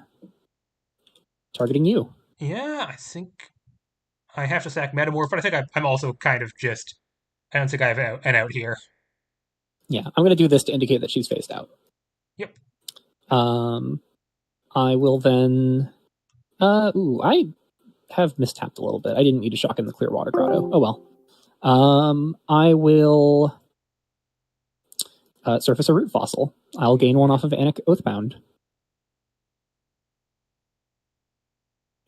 I'll go to combat and swing 7. Yep, I'll go to 6. Move to end step. Yep, Bog Spawn, Reaper. Bog Spawn, Reaper. I will resolve Reaper first. I mill Coalesced Core, Profane Grove, Forest. I'll gain 1. Bog Spawn. Each opponent sacrifices a creature or planeswalker unless they discard a card. I will rebuy an Exorcist of Errors. I can never remember how all these different wordings work. There's one of these wordings where I don't have to discard if I don't have a creature. That I think is a question for Cajun. I believe this is actually the wording where I can decline to discard and not sacrifice anything. I believe so, which is what was on my mind when you discarded the first time, and I was like, well... Yeah. I'm not sure if that's how that works, but I think it's that wording. Okay. Well, I'm going to discard the Primal Fissure. Oh, very funny. I actually have something that's like, I can coordinate shot you, and then immediately flash it back to do a total of 6 damage to the face. Yeah, that's pretty close. That's pretty close, honestly. Like, maybe if I killed a Reaper earlier at some point, could have gotten in that extra 3, but I'm dead on the back. Maybe. So that's a GG. GG's. I think my deck's imperfect, but... Oh yeah, I've been playing something pretty similar. It's Zangy says, black. Yeah, Zangy says, if I recall correctly, Bog Spawn is one where you decline to discard. That's how it was designed, at least. So, yeah. I think there are some flaws with my deck here. The mana base definitely needs some tinkering. I'm not 100% sure if blue adds enough to the pool here. I will say, Casimir's was the reason I'm in blue, really. I have a different Casimir's deck. I like for my kind of like green black mid range deck considers splashing more into red rather than blue. Ah, yeah. Casimir's would have been a little awkward though with that uptick. Yes. You got, I guess, like it's just artifact, creature, instant, land, sorcery. You got any enchantments? I guess you have other copies of Casimir's, I have 2 copies of Casimir's. and no But like no 5 or more no card enchantments, no types right battles. now puts me no enchantments, no battles at the moment. This deck's imperfect. There's a lot of things I'm still tinkering with. But I have 5 types in graveyard right now. Yeah, I just like if you need one of the root fossils or you also need a sorcery, it's like potentially a little tricky. It's awkward for sure. Yeah. I have a receive and the Pact Beyond Death in my version of a Casimir's deck, just to get those extra types. Yeah, those seem really good. Yeah. Okay. All right. I've exhausted my already built decks. Okay. I have one spicy deck that But I wasn't know in my you've got videos. plenty. I'd like to maybe take for a spin. Okay, Liam I'd mentioning like that I am to playing. run back the one that did nothing. Liam mentioning that this is an Igneous Vision and Survivor deck, which is not super a combo, but they're both such good things to discard. Yeah, that's definitely awkward. It's part of why I strayed away from visions in my red green deck. I also in my red green stompy deck, I was not super crazy on it in my league run or in my GP run back in May. Mm-hmm. Yeah, but so yeah, this is with Dawnsworn just giving more momentum on the looter effect. I was like, I don't need the advantage from graveyard like that. That's fair. I feel like Survivor and Igneous Visions are Cicada are my 12 cards that I want to discard, which feels like the appropriate amount given the amount of discard outlets that deck has. Yeah. All right. Ready to roll? I am ready to roll. 14 will win. I will go first. Makes sense. Oh, there we go. Well, this is not keepable. I will take the friendly mull. I think this is keepable. Yeah. I think this is much better.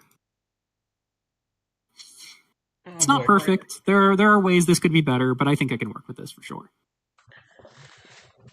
All set? Yeah, I'm all set. All right. I would like to play Plains and Radiant Devotee and hope you don't have a shock. Makes sense. Okay, this is gonna be a fun matchup. Perfectly normal matchup where nothing weird is going to happen. Perfectly normal matchup. Anyways, you're going to go Plains Devotee? No, I'm going to go Primal Fissure for Island and pass the turn. Interesting. I will untap and draw. I'm way out of my comfort zone with this. We'll see what happens. I will play Plains. Mm-hmm. I will play a Resolute Reinforcements. Makes sense.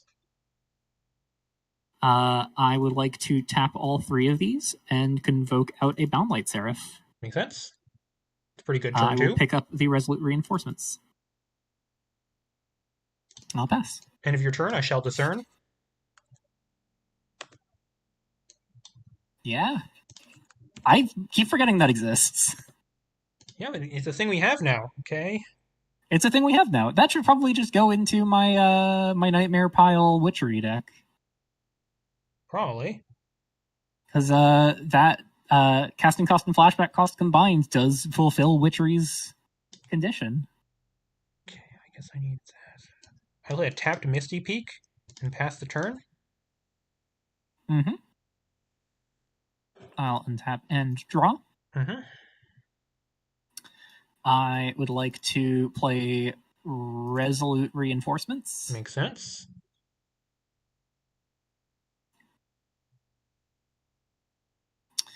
I would like to go to combat. Yep. I would like to swing for 6. Devotee trigger. I attack with an angel. I will untap all my soldiers. Makes sense. I gain 3 off of the Seraph. I would like to tap 1, 2, 3, and 4 and convoke out an Aegis of Grace. Yeesh, yep. My battles, and my other creatures have hexproof. Yep. I'll pass. And this is the nightmare. Yeah. Two lands, got a 3-drop and a 4-drop in play. Yep. I'll pass the turn. Interesting. Not suspicious at all. I'll draw. I would like to move to start a combat. Sure. I will attack with everything. Devotee trigger. That's 12. I think it's 12. Yeah, 12. 3, 6, 7, 8. Yeah, 12. Okay. I'll gain 7. Main 2. I would like to tap 1, 2, 3, 4, and 5, and attempt to cast Dawn Hymn Herald. Sure. I will reprieve, picking up reinforcements. Sure. I will make 2 soldiers and gain 5. Makes sense. I'm going to pay 3, and I will also convoke out a Containment Seraph. Makes sense. No targets. Sure. Yes. Okay. I don't have lethal in hand, but there was a possibility of me drawing into lethal. Curious. Ozin's Blessing? Uh-huh. For gubernatorial fundraiser. Pledge Vishanti. Yeah. Yeah. Show me lethal. Oh, that doesn't help. Well, at least I put on the pressure. Yeah, I think... Finally found Devotee, and Devotee does Devotee things. In goldfishing this deck, I think my immediate worries of this deck being insane have been alleviated somewhat. I do still think this deck is pretty crazy. Yeah, it looks pretty crazy. Yeah, I unfortunately I need a specific card draw to start this party, and I couldn't get it. Pact of Power, last 2 modes. Gubernatorial fundraiser. Last 2 modes. Add 3 draw card. Yeah. Treasure. What type of mana are you choosing? Oh, that blue mana. And draw a card. Interesting.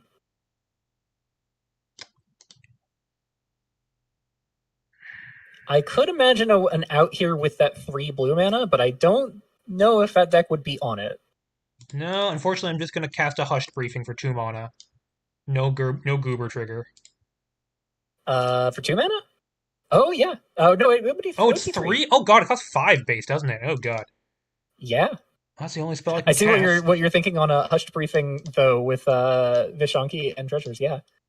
Yeah, Scry 2. So, are you briefing? It would be 3 mana. Yep, I'm briefing for 3 mana. Oh, it gets me to no mana in pool. Yeah. Yep, and okay. So I found the card on top that I needed to top deck to win. Yeah? My win path went through top deck Festered Effluvium. Walk me through this line. Let's say I take my turn and I pass without attacking. I want to see this. Okay, I would need to get pretty lucky because I didn't have it in hand. Mm-hmm. But I would need to have Pact of Power in hand. So if I untap like this and I Festered Effluvium for 3 mana Goober trigger and gives me a combination of mana and draw. Basically, what I needed to find was Reflected Echo. I see. Effluvium into Echo gets me multiple goobers. Effluvium could also mill another fundraiser and get me Extraction Mission. Extraction Mission, and then I think it's a very specific line that results in me winning there, but this, I think I could have theoretically stormed off if I got perfect draws. Yeah. What are your kill conditions? Yeah, that gets through Hexproof. Yep. With enough mana. And even if it didn't, you could just Lib beat me with this deck earlier today. That's how I know about it. Yeah. Once you have 4 or 5 gubernatorial fundraisers, you start like making insane numbers of treasures. You can eventually Dante them for their entire life total. Yeah. Although I did put myself to 35 to make it a little tricky on you. Yeah. Unfortunately, yeah, I can't even use my wretched bargains because I'm at 2. So that Yeah. when that deck draws Radiant Devotee, it is very silly. Like when you get that draw. This deck is very polarized, and I'm sure you can see why I was like, I don't know if I want to do a bunch of mulligans. No, that's fair. That's very fair. And this was even like I would say a pretty mediocre hand, because ideally you can go like Devotee into either like something more impactful than Downlight Seraph turn 2. Seraph on 2 is very good, but Aegis on 2 is even better. I don't know. A lot of the decks I built don't like turn 2 3/3 flying lifelink. Yeah. I have some tricks up my sleeve that I'm debating if I want to reveal my hands to show one of the things I missed the third land for. Mm-hmm. Or maybe I just run this back a third time. Sure. Do you want to run back like another one of my decks? Sure. Let's just keep doing we've the mono white thing. We've only been here like an hour and a half, and I'm having fun. So yeah. Let's stress test the Angels deck a little more. Angels and Soldiers. Let's see if. Also, shout out to Devotee being the rare appearance of the Nephilim type. Yeah. Lit is in my chat, like, oh my god, this list. Yeah. I think to be honest, Lit, I don't think that's anything against like Goober Storm. I think most decks fold to the like turn 3 attack for 6, turn 4 attack for what was it? 12. Yeah. With lifelink and hexproof on everything, so. Okay. The deck with some interaction. We'll see if that helps. Gonna be hard for me to beat a 20. That's half of it. Well, I'm gonna take advantage of my free mulligan. Because this has no lands in it. This is a rare Devotee hand that just does not work. Wow. It's Devotee, and then the only angel it could reasonably ramp out would be Boundlight Seraph, and I am not particularly in on picking up the Seraph. I guess you are using Seraph to pick up the Devotee. So mm-hmm. That's a mulligan as well. Mm. And like, ooh. I want you to keep an average hand, but I feel like your deck doesn't have average hands. It has hands that do nothing and hands that win on turn 3. It has hands that can play and hands that don't. This is probably a hand that doesn't play. I got a mulligan it again. Okay, no problem. We're having fun. Let's see if I can beat. Do I? I'm going to keep this, and I'm going to put a card to the bottom just for the sake of sure acknowledging some fairness of I mulligan 3 times. Sure. I'm gonna do something totally fair and normal on my first turn. I'm gonna Temple of Origins for Dimir. Mm-hmm. I'm gonna cast this Stargazing. Yep. Look at the top card of my library. I think I'm gonna put that to the bottom. I'm gonna draw a card. I'm gonna discard this Privilege Escalation. Uh-oh. Yeah. I hear you're gonna have a lot of mana value of permanence in play. I will play Plains. Radiant Devotee. Oh, hi, Radiant Devotee. Soft Light Harmonist. Makes sense. I will reprieve Devotee, put a counter on Harmonist. Oh, I have the funniest option. Well, I'm going to play a Swamp. Oh. I hit end, pass instead of end. Okay, no problem. I still drew for turn. It's all normal. I'm going to play an Exorcist of Errors. I will reveal Devotee. I will take that Radiant Devotee. Sure thing. You know, somehow in this meta, I'm really glad Exorcist exists, which, you know, I was feeling wishy-washy. I'm like, do I want this to be the best card in the format? But suddenly, if I'm gonna have to deal with this stuff. Yeah. You know what? Maybe it's one of those things where it's like There are times where I look at Exorcist of Errors and I grumble very loudly, and there are times where I look at it as my absolute savior. Yeah, I mean, if we're gonna be doing things like this to each other, Yeah. anyways, I mean, here's the thing. I can't Exorcist of Errors that privilege escalation out of your graveyard. no, you can't. It's also kind of tough to hit survivors sometimes if they have like if they keep the puzzle box untapped, they can always just get it out of their hand. Yeah. Anyway, I'm gonna stargazing again. Mm-hmm.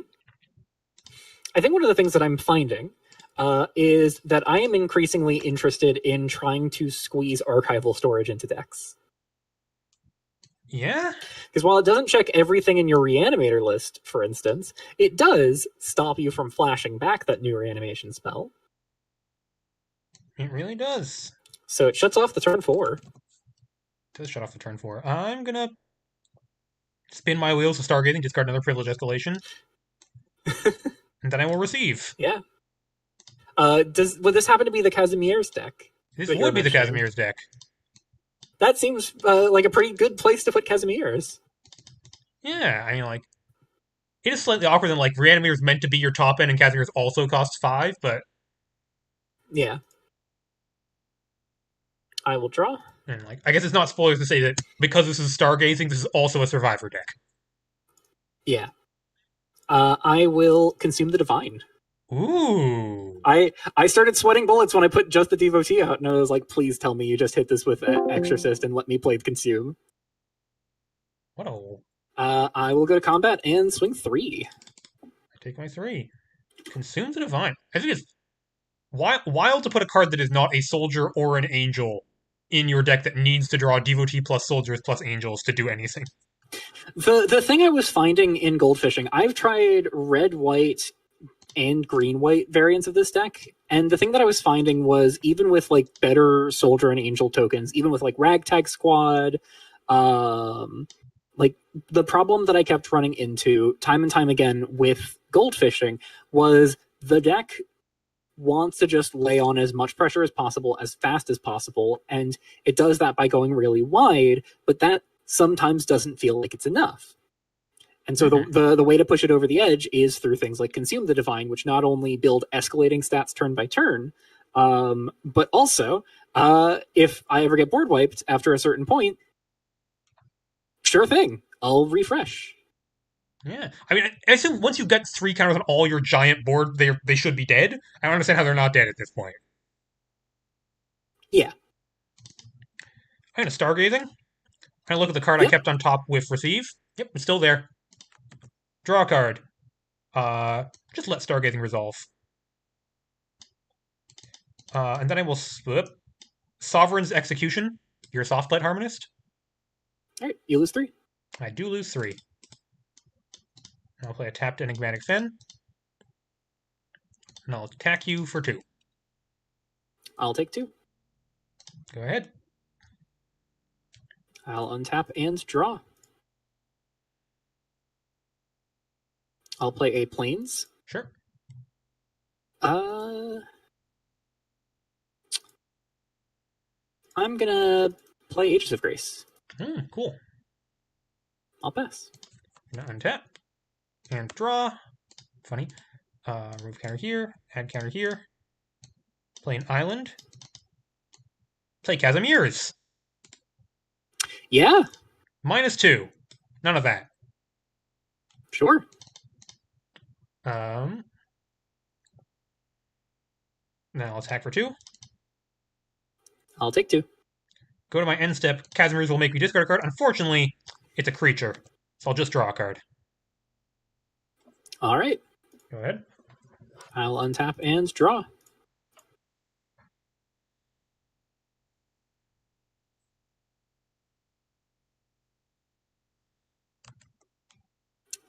I'll play Plains. Mm-hmm.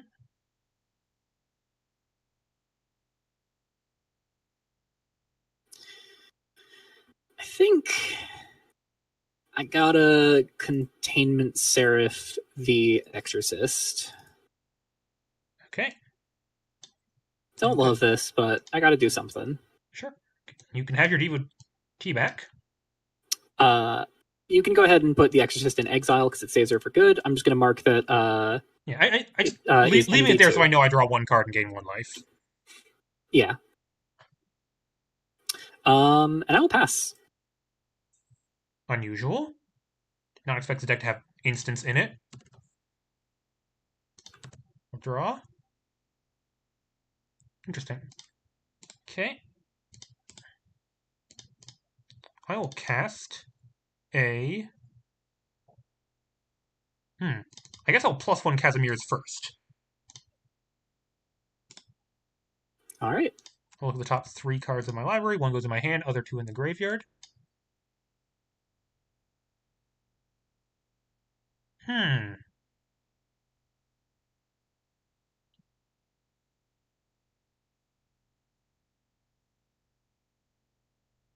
I'll take this one and put these 2 in my graveyard. Swamp. Crack, receive, pay 2 life. Draw 2 cards. And I will... It's a little sad. I'll Chronicle Sack mode. Sure thing. I will respond. Ooh. Oh, reinforcements, obviously. Yeah, I will cast Resolute Reinforcements. I will sacrifice the soldier token. Right. We're going to get to kill my Casimir. That's very rude. Yep.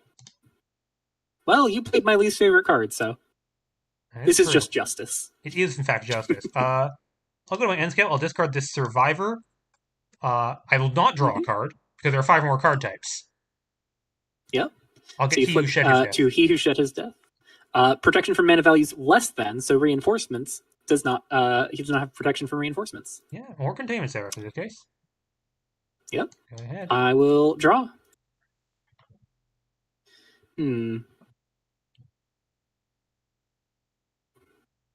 Really shouldn't. Why didn't I not do the -2/-2? Is the real answer. I was confused by that. I really should have. It is too late for me. I will go to combat. Yep. I will swing Seraph at you for 3 and reinforcements at Casimir's for 2. Makes sense.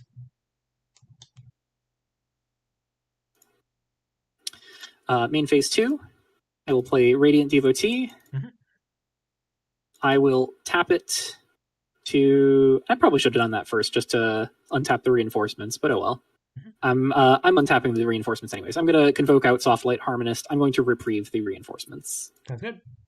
I will put a counter on Containment Seraph, I think. Makes sense.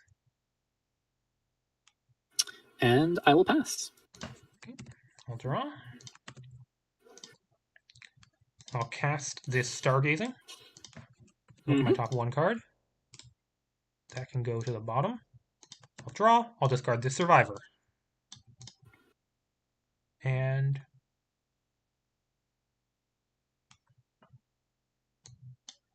no, I gotta do what you gotta do. I'll reclaim the Fallen on this Privilege Escalation.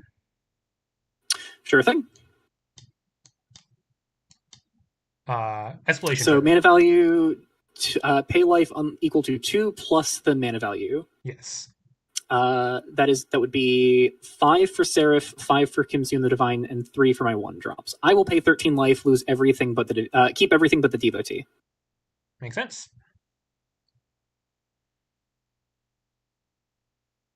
Yeah, and that's lethal on the backswing. Well done. Yeah. With reinforcements. Flash and reinforcements. Very nice. Untap, draw, play the 6th Plains. I will swing in with everything. They all get a counter. Yep, and I'll block and I'll take exactly 9. Yeah, good game. Okay, so that's like a normal, non-broken draw. Yeah.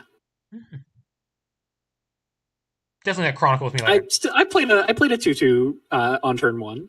Yeah. 2/2 with flying on turn 1. But yeah, I think there's little things I want to tweak with this deck. I'm still figuring out the exact numbers. I think there is a world where this deck just does some crazy things. I think I'm going to be really hard pressed to find any way of playing two colors, though. If only because I think of the anthems in this deck, Consume the Divine just does so much. Yeah, makes sense. Because it is a scaling anthem turn after turn, compared to the others being a one-time flat buff. Mm-hmm. I have... I think I've played enough of this deck for the night, but I have a full set of Consume the Divines, full set of Futurist Ideals, full set of Blessed Line Wardens, and then 2 copies of Casus Belli. Wow. Yeah, I guess you like Futurist Idea is a little surprising to me. Like, not many other enchantments. I guess there's just not that many other.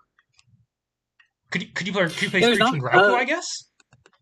No, I looked at Grauku. My base powers, I have Softlight Harmonist, Reinforcements and its tokens, Dawnhim Herald's tokens, which I've got 2 Heralds. And then otherwise, the only other thing that counts is Ambitious Angel, and that's only if I haven't leveled it up, which, I mean, as we've discussed, this deck can get to a point where it levels up Ambitious Angel. Yeah. Because you gotta do something with your mana. You're not enough lands for Darisha? I've thought about Darisha. I think I would sooner like just trim the ideals and Casus Bellies and then like try and shift this to be like more of a medium white deck that can have the explosive draws with Radiant Devotee. And that might be the avenue, like, you know, shave out the Futurist Ideals, shave out maybe the Casus Bellies, and acknowledge that like Darisha is a great top end for this deck trying to push wide. And if I'm pushing for a slower like emergency button of I didn't hit the Devotee draw, I can't mulligan to Oblivion for it. I'm on 18 planes, no other lands. You know what's really good when you're on only planes? Welcome Eviction? Welcome Eviction, yeah. I was trying to remember its name, and I was like hoping you would. That's why I phrased it that way. Yeah, Welcome Eviction. Okay. It's a pretty good card when you have 6 planes in play. Yeah. Oh, are you on any stack Conviviplex? I'm on no Conviviplex because my rationale was I think there are a lot of times where this deck can wind up with a 1 or 2 lander, and in those situations, a tapped land is death. Oh, absolutely. Yeah, I like if you're optimizing like 18 lands, you're kind of optimizing for the Devotee cheese draws. Yeah, I think one of the other things is I've been trying to figure out what angels feel great. I'm happy with Containment Seraph. I'm happy with Aegis of Grace. I'm pretty happy with Dawnhim Herald. Dawnlight Seraph is it feels weird to call a turn 2 3/3 flyer with lifelink bad, but I'm not so sure I want to be on it here. I do really like the Softlight Harmonist, and of course Ambitious Angel is the most important angel in the deck, despite being far from the most explosive one. Yeah. Yeah, the 5-drop angels, like, with 18 lands, it feels really hard to cast without Devotee. But it's so good when you get For sure. Yeah, the Herald. And I will also say, like, one of the things in that particular matchup that I was thinking about was I looked at Seraph and I was like, I gotta start applying pressure. I can't just sit around with the Seraph forever. Mm-hmm. But if I hold on to the Seraph, you go for your reanimation, and I Seraph your reanimation target. And the only reason I decided I needed to just start applying pressure was your reanimation spell has flashback. You have multiple privilege escalations in your graveyard. I can't just sit around twiddling my thumbs. Oh, yeah. But between the 4 Seraph and the 2 Dawnhim Heralds, I do have a lot of answers to like things that could block, especially bigger things that could block, which is nice. Oh yeah. Well, I got more deck. Like we're kind of getting to the end of like the time we said we'd do. I can play more if you want. I got plenty more decks. Yeah. Different deck. I've switched. You're free to play whatever you want. Sure, but I do want to get in some reps of all of these decks. I think even like the first time playing a deck, you get a sense of like how good does this feel. Yeah, like I think my Jeskai Tokens deck, back to the drawing board on that. Yeah, I could try the Naya Tokens deck, but it's basically the same deck the Cat and Tree had 2 months ago. So yeah, I think I know how good it is. It's like that deck, but like 10% better. Oy oy.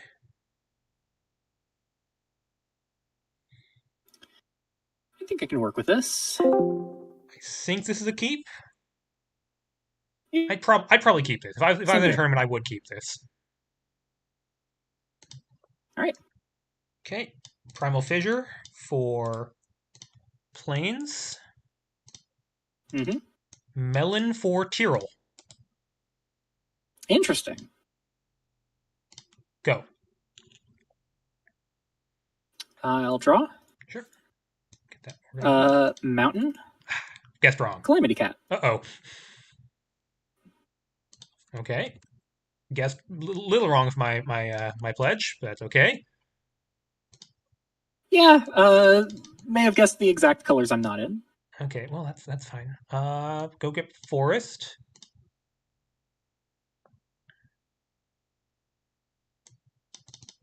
It's gonna Dawnspark Vanguard and pick up this here melon.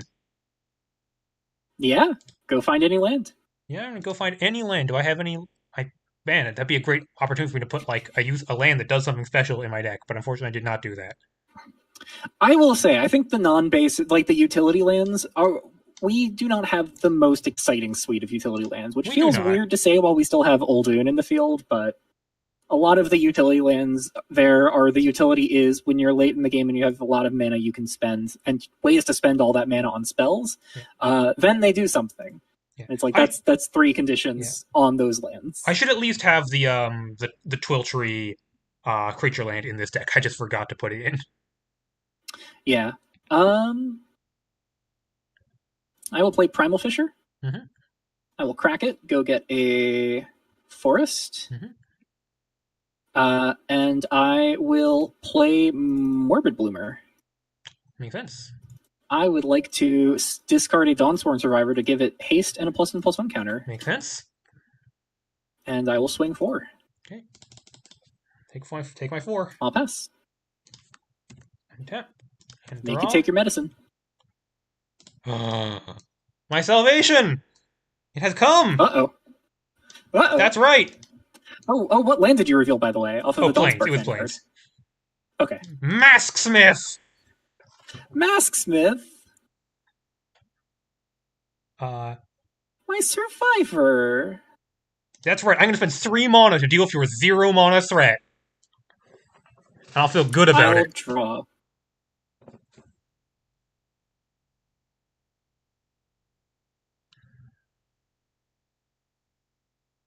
I will play Ignited Soul. Okay. I will tap Calamity Cat, targeting Ignited Soul. I will discard a Forest. Sounds good.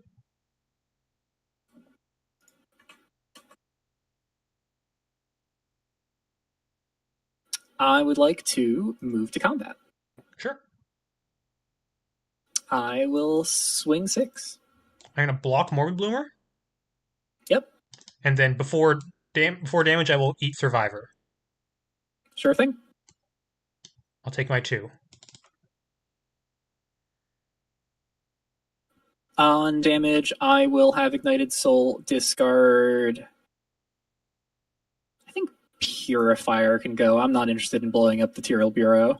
Mm-hmm. And I also have a Morbid Bloomer trigger. I will pay the 1. It didn't deal damage. It didn't deal damage. Oh, right. Yeah. Then I'll just play this Urban Jungle tapped and pass.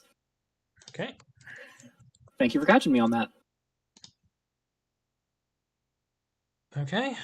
2 options here. I guess I just gotta be mana efficient for now. Yeah. I'm gonna cast this Belly, your Morbid Bloomer, paying ward. Alrighty. Let me just reset it. Thank you. Enter.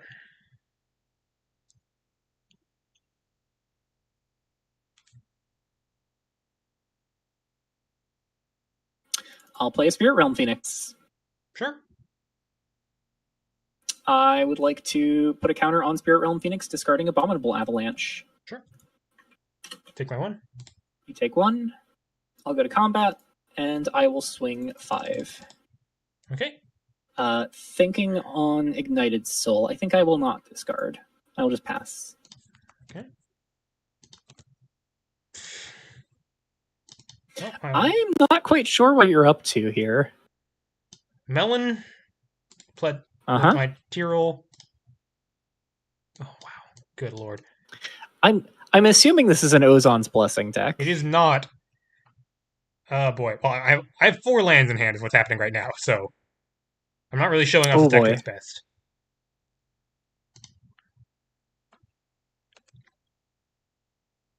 Yeah. I have to. Yeah, I have nothing to do.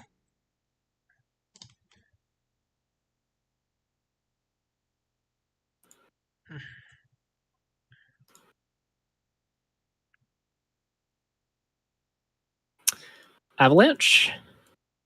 Yep, that's it.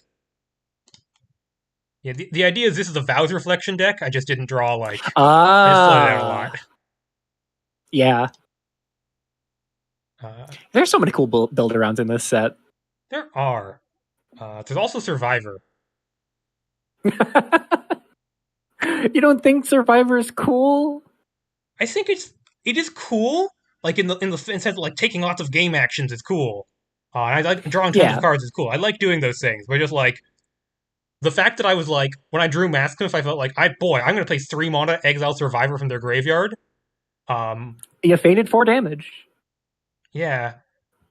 But yeah. But just like paying 3 mana deals wait, their 0 mana engine is rough.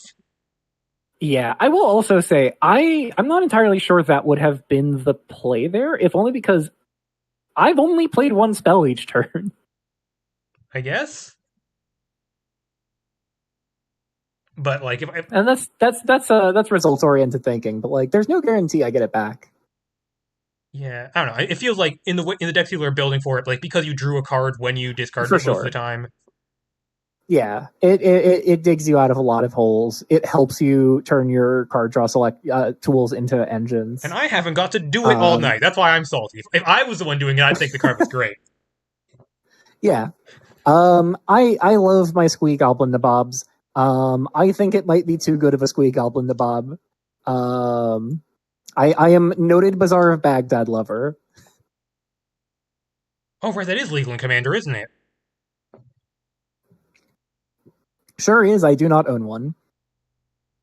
And I don't think I have a commander deck for it, but I speak more so in a sense of like I do what I can to make myself knowledgeable about official formats, and I know for a fact if I could have ever afford a vintage deck, I don't care that it's not the meta. I don't care that it's not like that it has seen its day and is nowhere near where it used to be.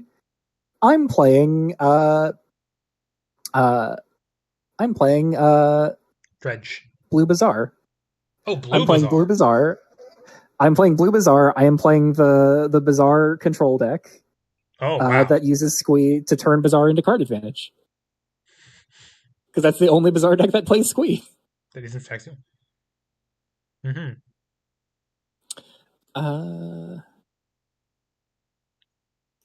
I have exhausted my built decks. Yeah, the only one I haven't I played have a couple, but like times they're mostly like just like most of the decks I have left are just like stuff that existed before this rotation that just like with whatever the couple new cards are. Yeah. Okay. I'll play this again. You know what? I'm gonna run a deck back. This deck is not. This deck didn't get like a fair shot last time. Let's try this one. I've been good at rolling dice today. You have been. You're getting ready for Worlds next year. Always being on the play. Is in fact true. I know someone else could get to 4 or 5. I'm gonna try. Yeah. I don't think I can, but I'll try. I know, and like there's a lot of pressure, and you know if I get any placement other than first, people are gonna say I'm washed. Keep 7. I've taken games off of you tonight. I think I can't finish that joke. Well, there. I can't even joke about that because some of my wins have been very, very down to the wire. I gotta mulligan this. Okay. I can work with this. Sure. All right. is going to be slightly painful. Shock and Verdant Sanctum. Mm-hmm. Melon once again for Tyrell. All right. Go ahead. Little spoiler here. You couldn't have guessed wrong. Oh, it's this again. Oh no, It's this again. Yep. Just that? Nothing more? Just that. Cool. Okay. Primal Fissure for... I have one. Yep, Mountain. Ooh, different Stockbroker. deck. Oh, I see. I see what this is. Yeah. Yeah, but I think somehow I might be dead already. I will untap and draw. Yeah. I will play a Plains. Mm-hmm. I will go to combat and swing with my Ambitious Angels. Trigger on Devotee. I will untap my soldiers. Yep. Main 2.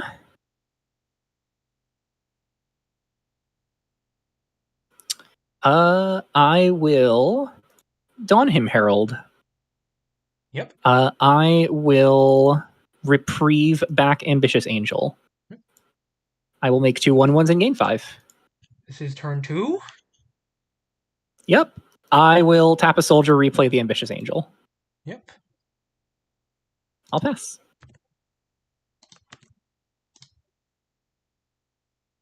Hard to put it. You might be dead. Yeah, I'm going to cast this forward encounter, then I'm probably going to scoop.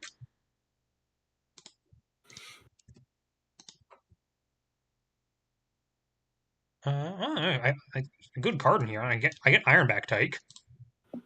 Yeah. I got the... You want to stick it out? No, I'm definitely dead. Extremely dead. You've 6 power flyers.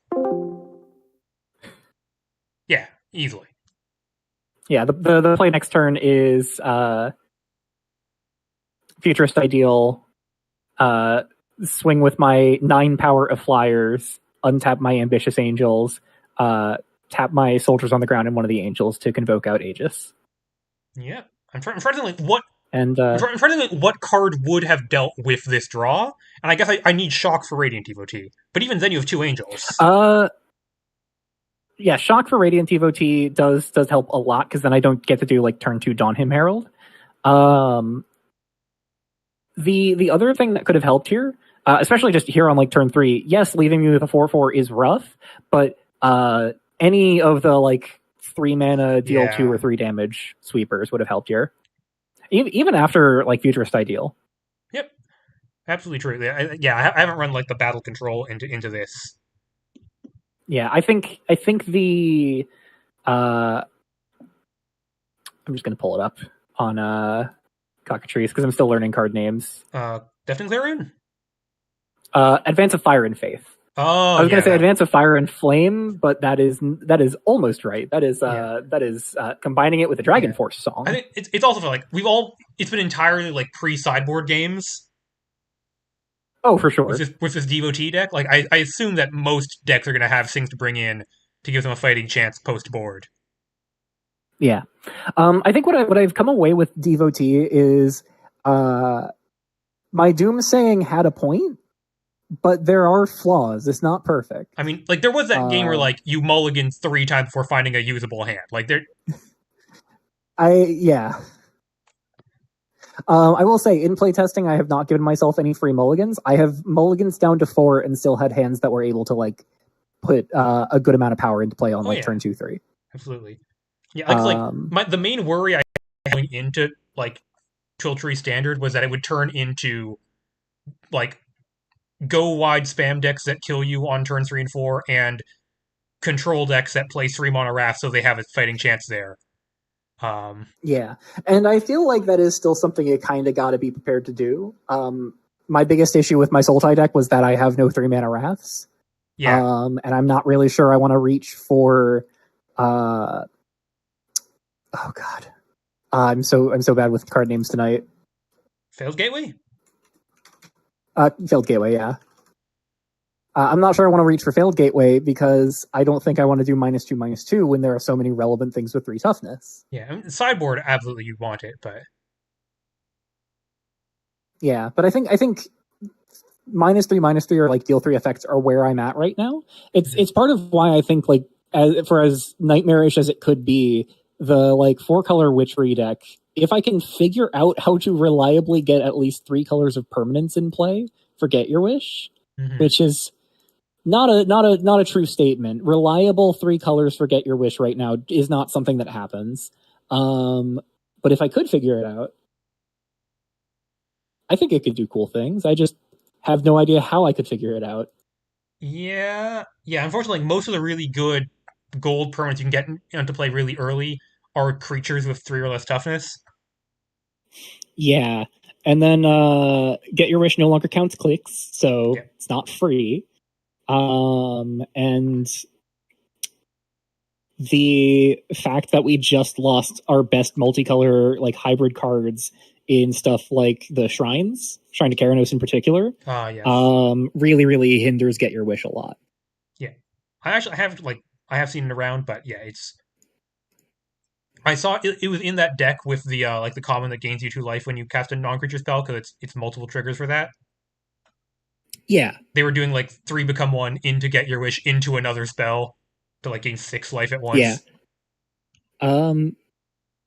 I mean, like this deck, this like I've got 23 cards in the main deck right now, and it's really 6 different cards.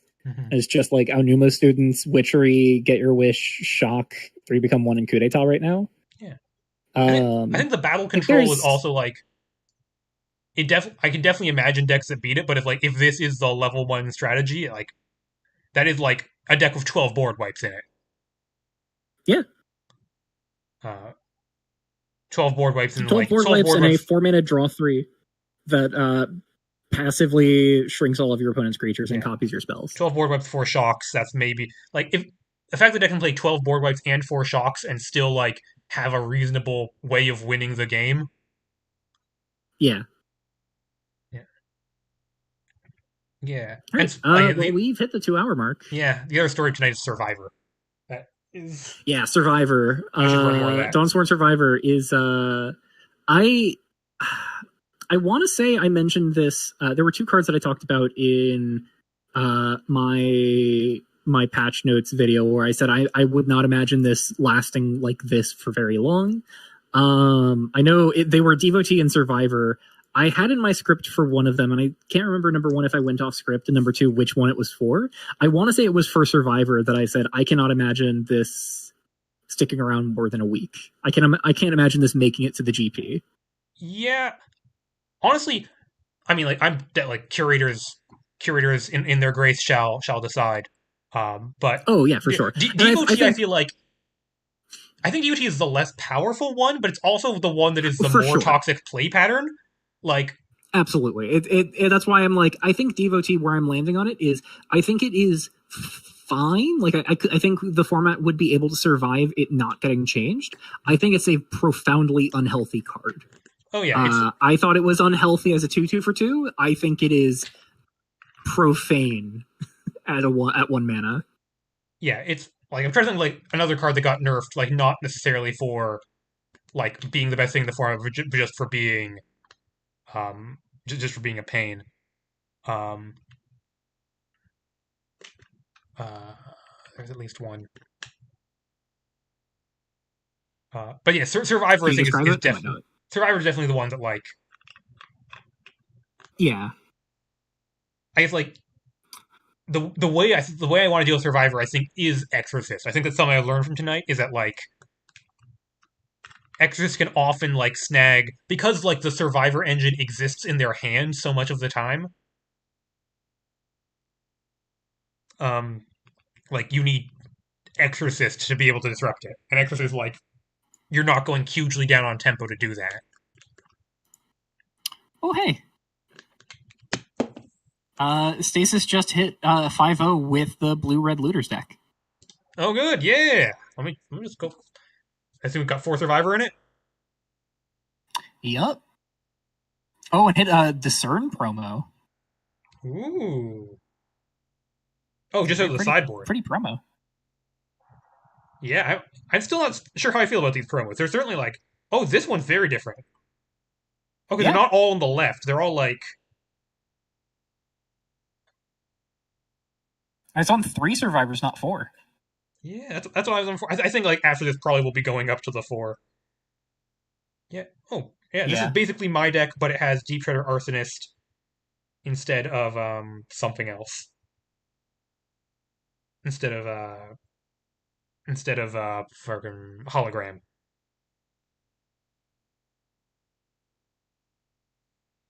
Yep. Yeah. I think much like um what was his name? Transgressive Trendsetter. I think it'd be nice to maybe Survivor can live for 1 GP. Maybe we can have 1 GP wherever it gets to do that. Yeah. I mean, we've had GPs ruled by like very low mana or manaless card draw value before. I remember January. Oh right, Harbor Mail. Oh, Harbor Mail, yeah. Harbor Mail was so much fun. I remember Harbor Mail. I I do really miss I'm I do really miss Aqua Crew. Like I do find myself like gravitating like there's so yeah. much like Sultai graveyardish value stuff that just doesn't have a single super powerful card to like tie it together. Yeah, like I was happy with the 5 drops I had in the game that we played. Yeah. I'm not sure I would be so utterly over the moon about them. I think they did what I wanted them to do pretty well, but the fact that like if your board is empty, you can just not discard is a little awkward. Yep. So And the fact that they like wind up looking kind of clunky. and the fact that like it is like a thing that they can just hang, they can just Sovereign's Execution. Yeah. Well, they can't hang it if they don't have anything with 3 or more mana in play. Yeah. Okay. Well, I've learned a lot tonight. Yeah. I have no idea what I'm bringing to the GP. I thought I might have some ideas from tonight, and I think Red Green Lunar Stompy still feels pretty good. I think the pieces it lost in June, it has replaced very comfortably. Definitely. But I have no idea if I'm going to bring it. Yeah, I think Blue Red is an absolute contender there. Yeah. Stasis is also on Igneous Visions. Igneous Visions in the Survivor deck. Yeah. Yeah, Visions is good.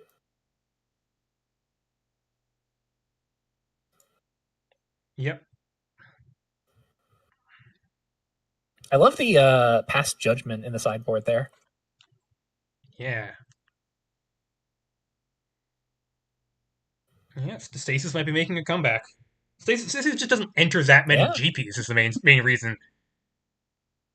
Stasis has a crazy win rate, just doesn't enter that many GPs. Yeah, world champion doesn't need to. Already That's qualified true. for Worlds. The hard part was done. I'm not doing it for the Worlds qualification. I'm doing it for the Renegade promos. I know. I'm just saying, like, you're actually making his job easier because you're knocking out more people to +0 on tiebreakers, which means he's one of the only people sitting at +1. Yeah, you and him. You should thank me. Me and him and Lee and PTM. PTM and Lee, yeah, because of League. Yeah, I don't play enough League, unfortunately. I need to. I play almost none. Mm-hmm. All right. Well, it's been about 2 hours and change. Yep. Well, best of luck. This was fun. Hope you find success in this format. Yeah, same to you. It's been what, 5 months since someone who isn't a trans content creator named after an animal has won a GP. So, see if we can keep that up. Let's make it 6. Exactly. Let's do that. Good night. All right. See you in the finals. I'm throwing it out there now. See you in the finals. All right.